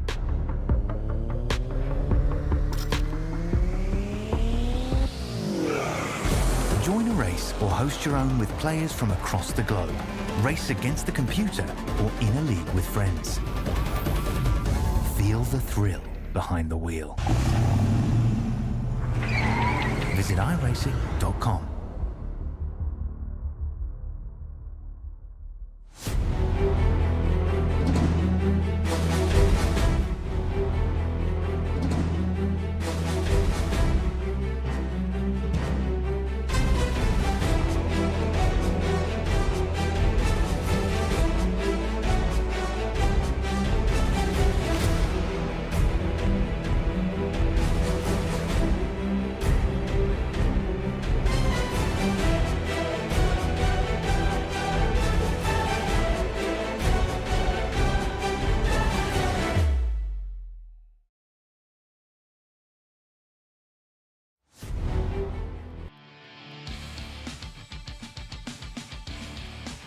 And we're back here for the post-race coverage of the Race 4-8, hosted here at Charlotte. Again, I just want to take a moment to thank every single one of you who's tuned in tonight, all these drivers here who came out, sacrificed their time, made their donations to be here.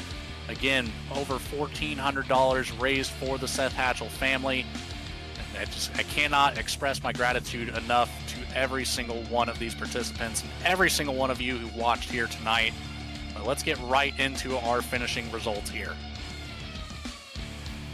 Taking away the win, the 73 of Joseph McWhorter, the Season 2 SNR champion, taking this race here tonight. Followed up by Jeff Wright in the 48 after a hard-fought battle. Bradley Cooper just talked to him there in that last caution, thought he had enough, just could not quite pull it out. The 10 of Noah Mihalski, front runner all night long, started out there in 5th, finishing here in 3rd.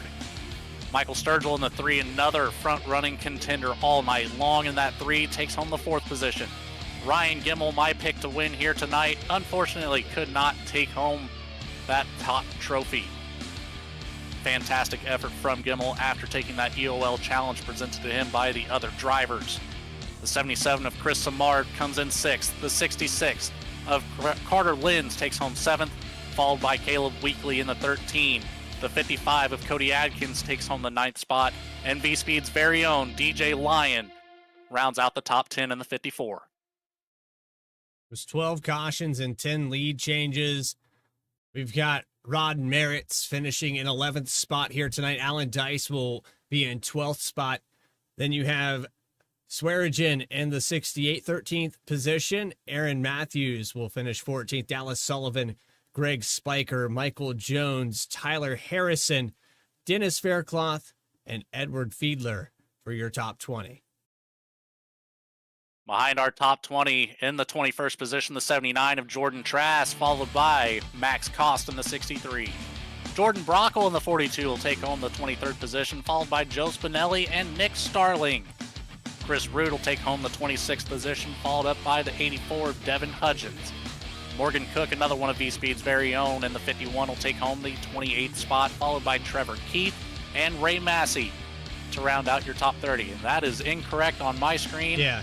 Ignore it's everything broken. I just said. We'll run this through again. Jordan Trask in 21st, Max Cost in 22nd. Brockle in 23rd, Joe Spinelli will take home 24th. Chris Root in 25th, Trevor Keith in 26th. Morgan Cook in the 51 will take the 27th spot. Nick Starling from BTDY will take home the 28th position. Devin Hudgens in the 84 will take home 29th, and last in the top 30, Brian Hennings in the 74. A little bit of a hiccup there with our scoring screen versus our timing screen, but it tends to happen here. Ray Massey is going to finish in the 31st position. There's Grant in 32nd. Then you have, well, I had the name here, and then I lost it. Brandon Richardson is going to finish in 33rd. Jeff Scott in 34th. Teresa Spiker, 35th. Then you have Jake Mackey in 36th. 37th will go to Clyde Baker from Richardson. Barker. I apologize. Barker will finish in 37th. Then it's 38th for Richardson. Brody Hayes, 39th. And Alex Kolzinski. I think I got it right that time. Kolzinski. I think you did. Is going to finish in 40th. 3 more cars to talk about. You like that pause that I have there, though, where I just completely forget English? It's one of the side effects of broadcasting a lot here on Vspeed. Christopher Melton will be 41st. James Wagoner, 42nd. All these drivers from about 29th on down had an early exit to this race. And then Brian, we had the phonetic spelling, and I've lost it. I have lost it. Rauheiger. Rauheiger. Thank you. I appreciate that. You will round out your field here tonight. But now it's time for post-race interviews. We've got our third place driver here, Noah Mahalski, that we're going to pull up into the booth. And Noah, I got to say, 18 laps led. I know that there was a lot of cycles on pit strategy, a lot of moving around, trying to adjust your race. But then we had some long green flag runs of about 20 to 30 laps. You come back up here to the top 3, though. Excellent drive. You looked bad fast. You had a chance to win this thing. Yeah. One of those restarts, I don't even know. I don't even know which one.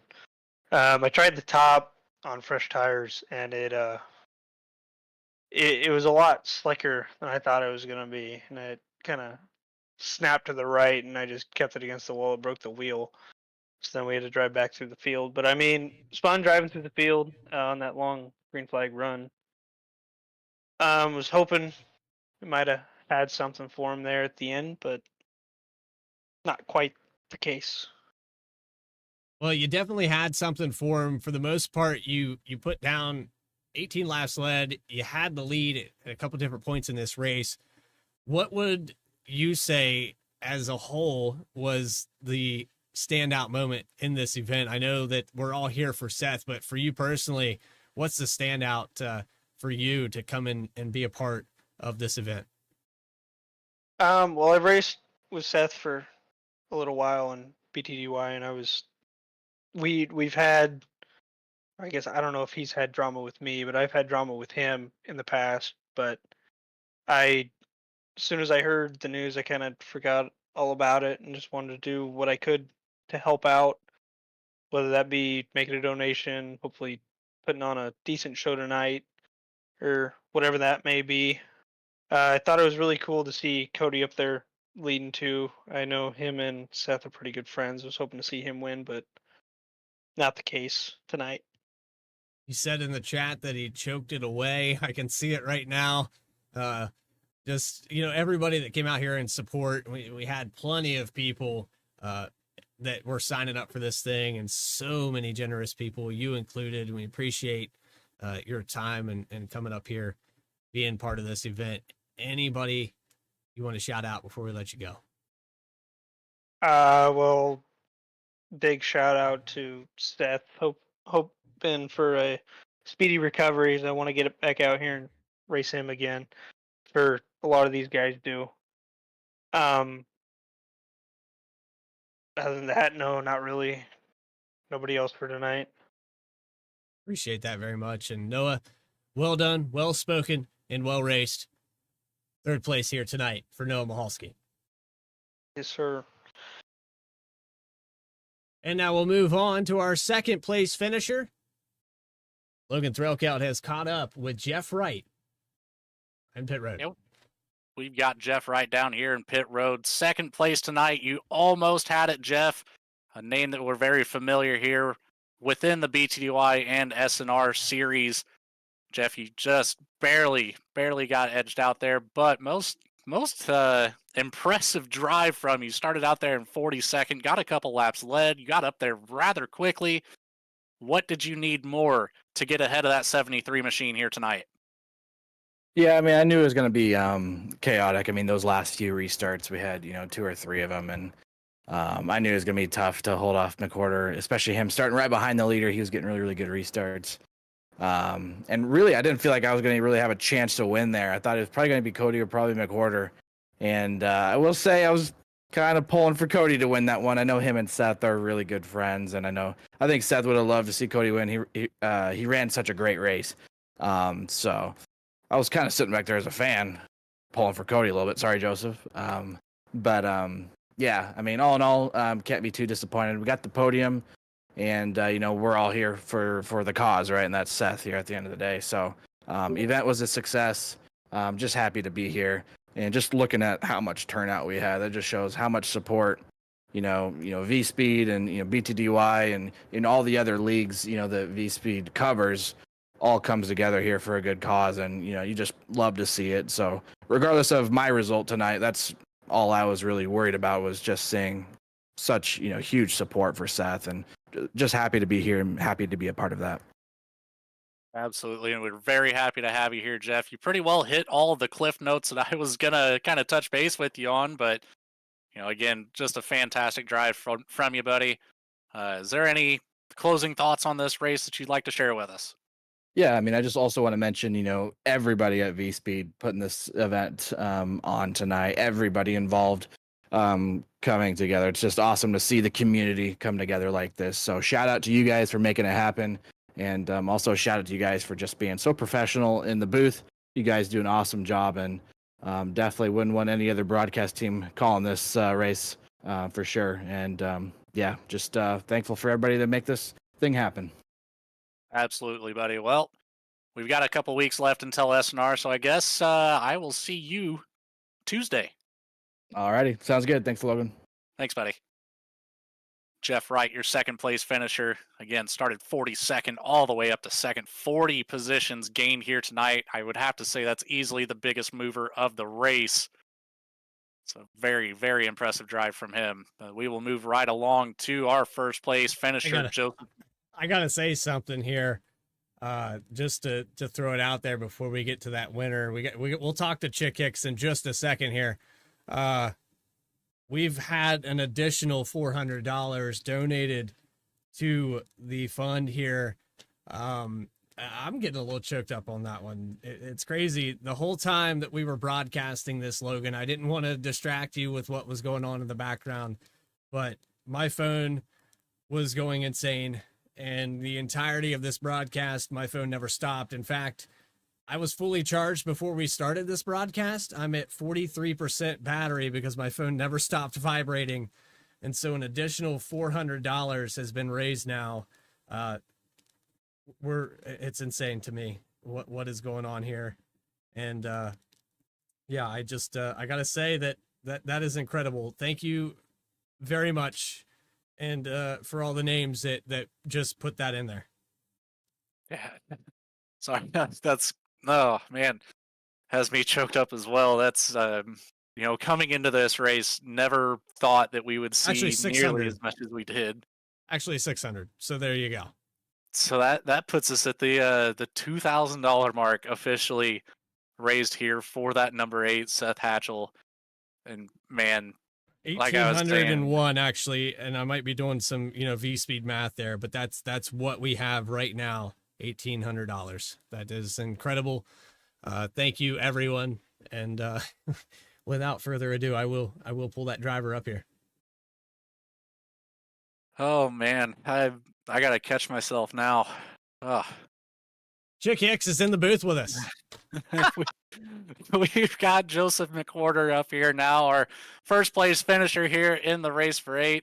Apologize for that, Joseph. We got some incredible news about some extra donations and kind of took both mine and Bradley's breath away there. But overall, buddy, what was it, Bradley? An extra $400 donated here during the race. Amazing. And awesome. Not to mention all the potential donations through the GoFundMe that we aren't able to quite keep track of as well.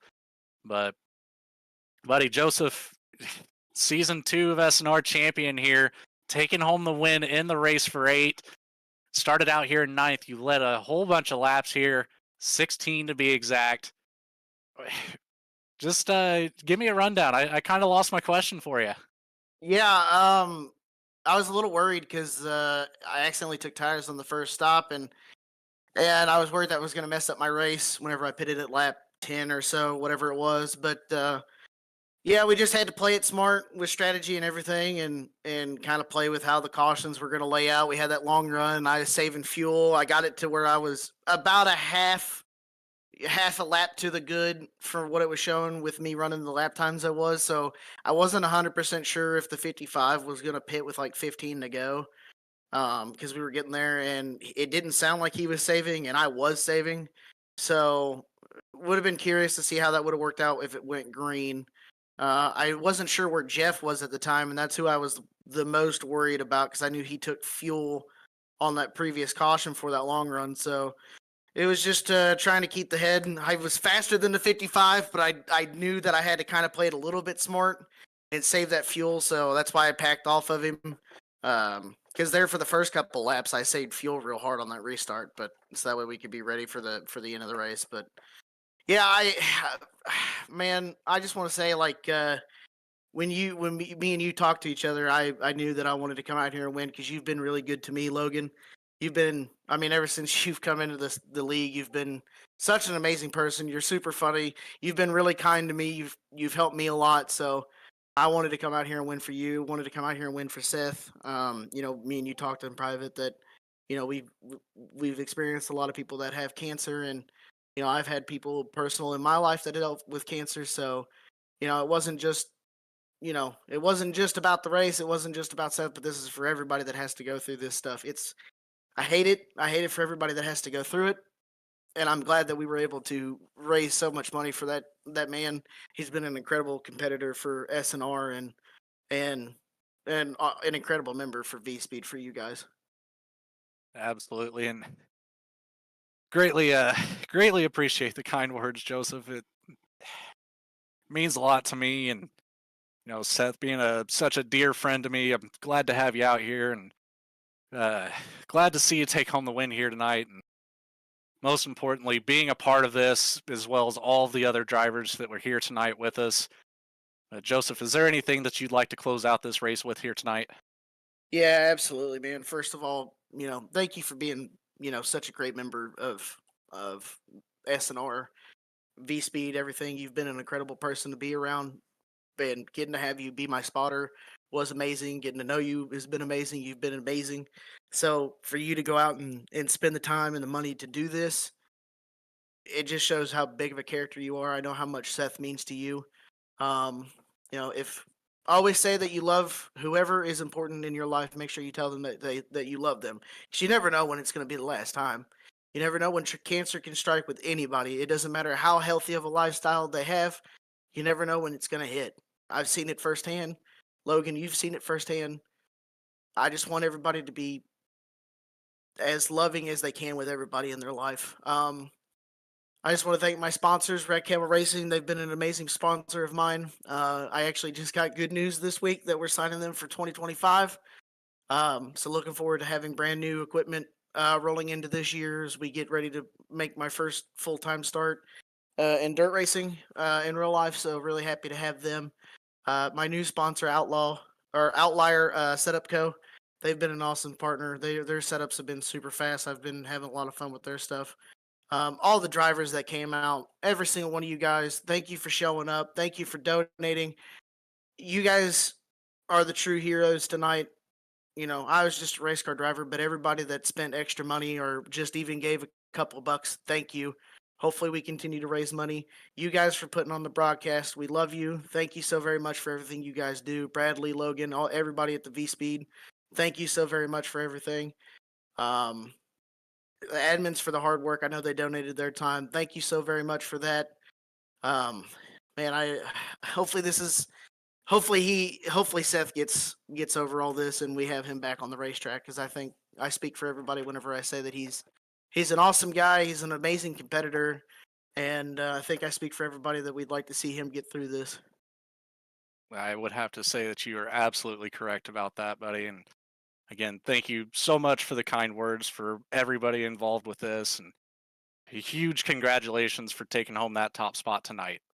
Thank you, buddy. I wanted to drive my heart out for you guys, for you and Seth, and for everybody. You know, you guys have been amazing people in my life and SNR with everybody. You know, going into my final season with SNR, I just want to try and have as much fun as I can before I say goodbye to everybody. So I felt like this is a good first step going into this new season. Absolutely, and we will continue to see you on Saturday nights, starting here in just a couple weeks. Yep, Daytona's right around the corner, buddy. Looking forward to hanging out with you. Well, we'll see you then, Joseph. Thank you so much All for right. your time. Have a good one, guys. Appreciate it. Bradley, I'm out of breath. That's I don't know about you, but I've got tears streaming down my face. Well, buddy, I'll pull it together and get us through the exit of this event, and it was a good one. I tell you what, everybody that supported and put this together, the time and effort that goes into things like this, it's all worth it. In the end, it was all for one person and his family, Seth Hatchel, and the Race for 8. We appreciate you tuning into this broadcast. I will not shamelessly plug this stream. I will 100% say that he was a proud supporter of Vspeed, a valued member, and a valued friend. He is always going to be here. I hope to see him back very, very soon. Seth Hatchel, shout out to you and the 43 cars that came out here to salute your battle.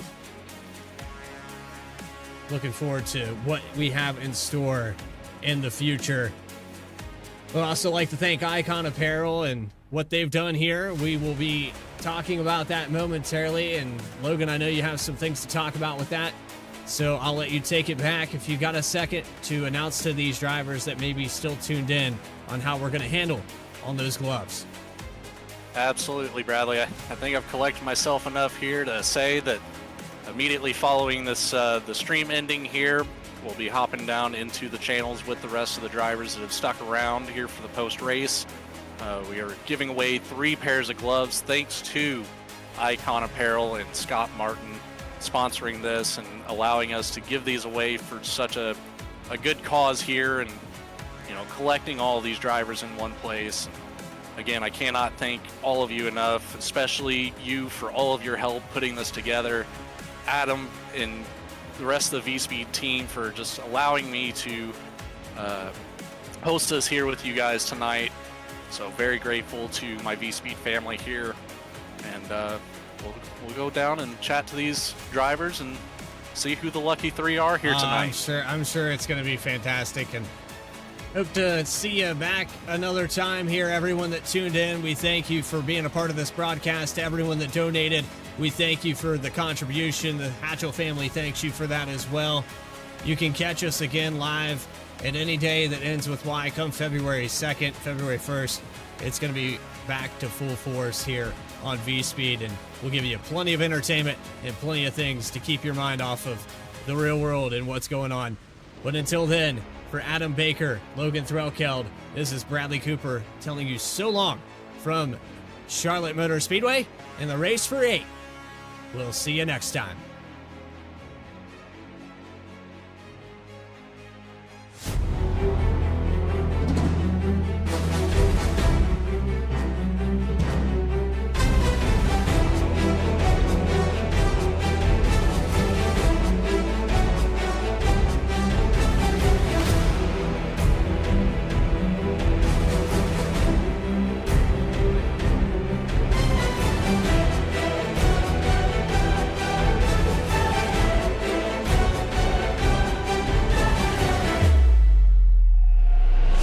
Out of turn number 3, Seth Hatchel will punch his ticket to the next round of the playoffs. He wins the Vspeed 200 at Pocono. Only 8 more corners for his second victory. He's already locked in. He's got to hold off Dallas Sullivan. That 6-car charging in the second half of this race. He's been so good.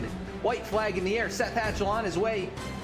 If he can make it around, he's going to win at Rockingham for his second win of the year and second one. Round number 2. Here comes Gemmel. They are closing. Hatchel jumps outside. It's going to be side by side down into turn number 3. Where does Gemmel go? He takes it 3 wide. Here goes Kevin Cornelius to the middle. He's going to give the push to Seth Hatchel.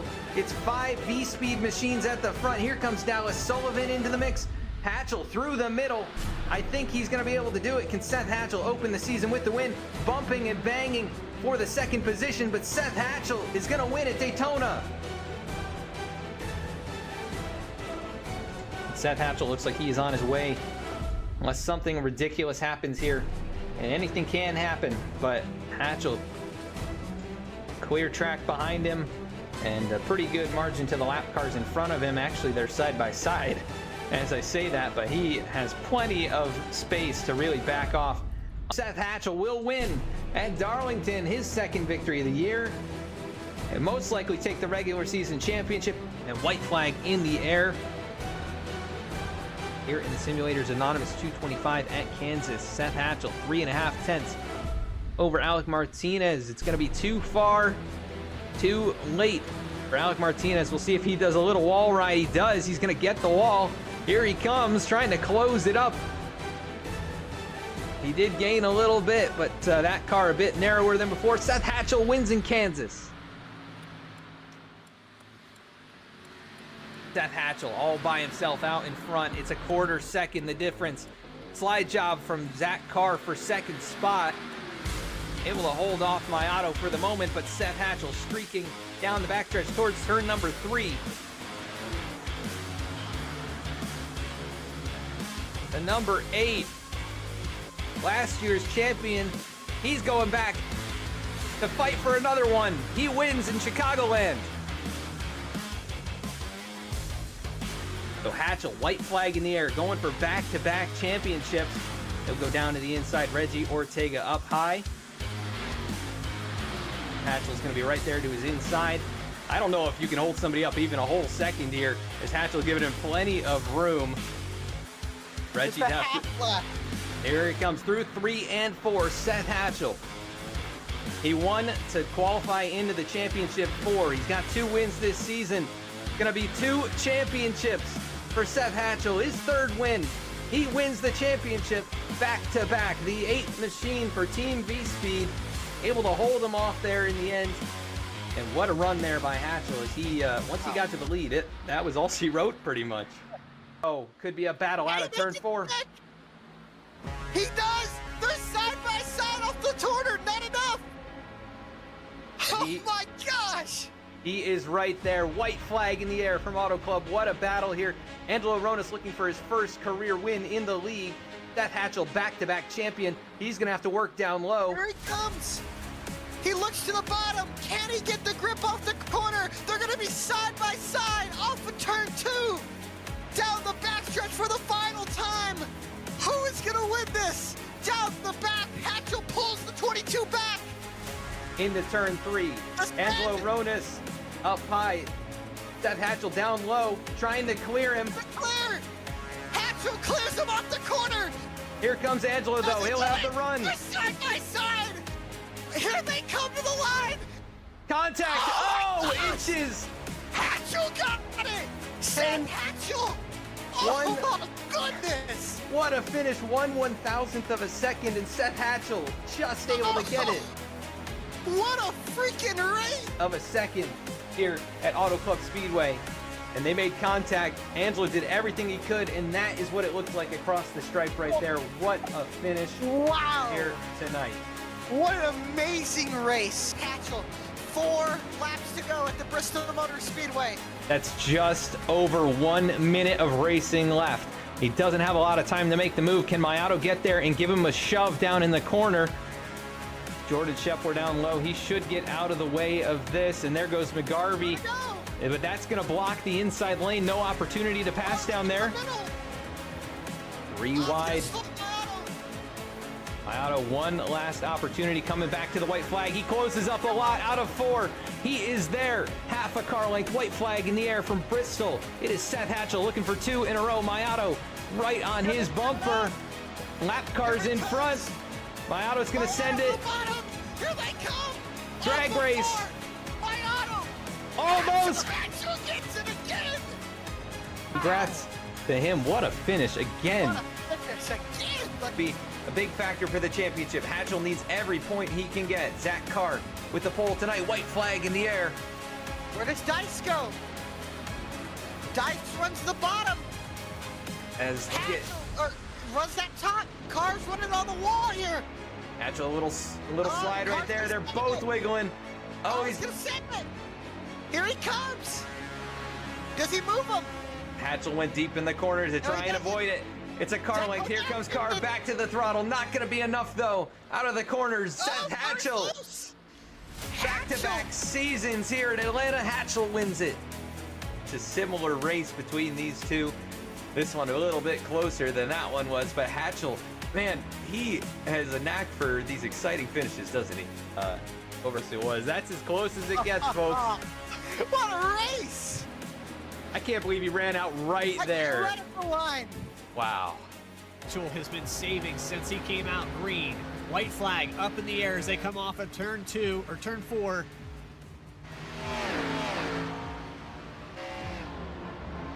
It's less than 4/10 of a second now. Into 1 and 2. Shieldhouse has all but caught the 8. He's on the attack. Does he have enough fuel? And Seth Hatchel down the backstretch. A lap and a half to go. Shieldhouse gains. Hatchel runs the bottom. Shieldhouse runs the bottom. They're 3 and 4. The two-time champion trying to hold on. Is there enough fuel in the tank? Yes, there is. Seth Hatchel steals a win at Darlington. A half a lap to go, and off of turn 2, and underneath the Ally Bridge for the final time. The two-time champion is back where he belongs. Seth Hatchel through 3 and 4. He'll come up with turn number 4, and Seth Hatchel will get his first win of the season, and it comes at Dover. And for a second straight year in a row, Seth Hatchel will come off of turn 4, and we'll see the white flag in the lead. 1 lap to go, 1 mile to go for the two-time champion, Seth Hatchel. And like we said, he won it on pit road, had to drive his tail end off to get it under green flag racing. But man, he did it under the final time, under the Allied Bridge into turn 3.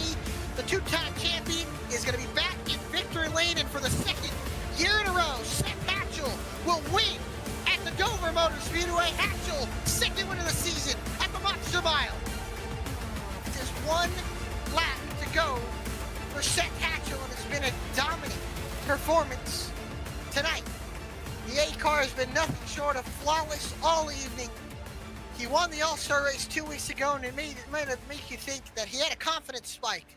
He got second last week by a half a car length, but this time ain't nobody gonna finish car lengths between him. It's gonna be seconds.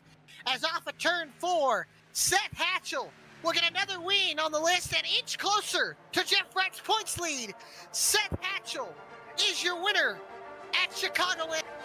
Able to get by Samart for third. White flag, 1 more lap to go. The final 2 miles of the BTDY Racing Series season. Bailey Turner clears. Chris Samart as Seth Hatchel, the two-time champion, who was joined by Jeff Wright in two-time champions as he hits the wall again, trying everything he's got. Wright will be victorious and a champion for the second time in his career. But down the backstretch for the final time as Seth Hatchel cruises into the California sunset. It wasn't the finish of the season that Seth Hatchel wanted. He wanted to hoist the championship, but it won't be as bad as he'll hoist the final victory, the final trophy of the year. Seth Hatchel will bring it home across the line and win at Auto Club Speedway.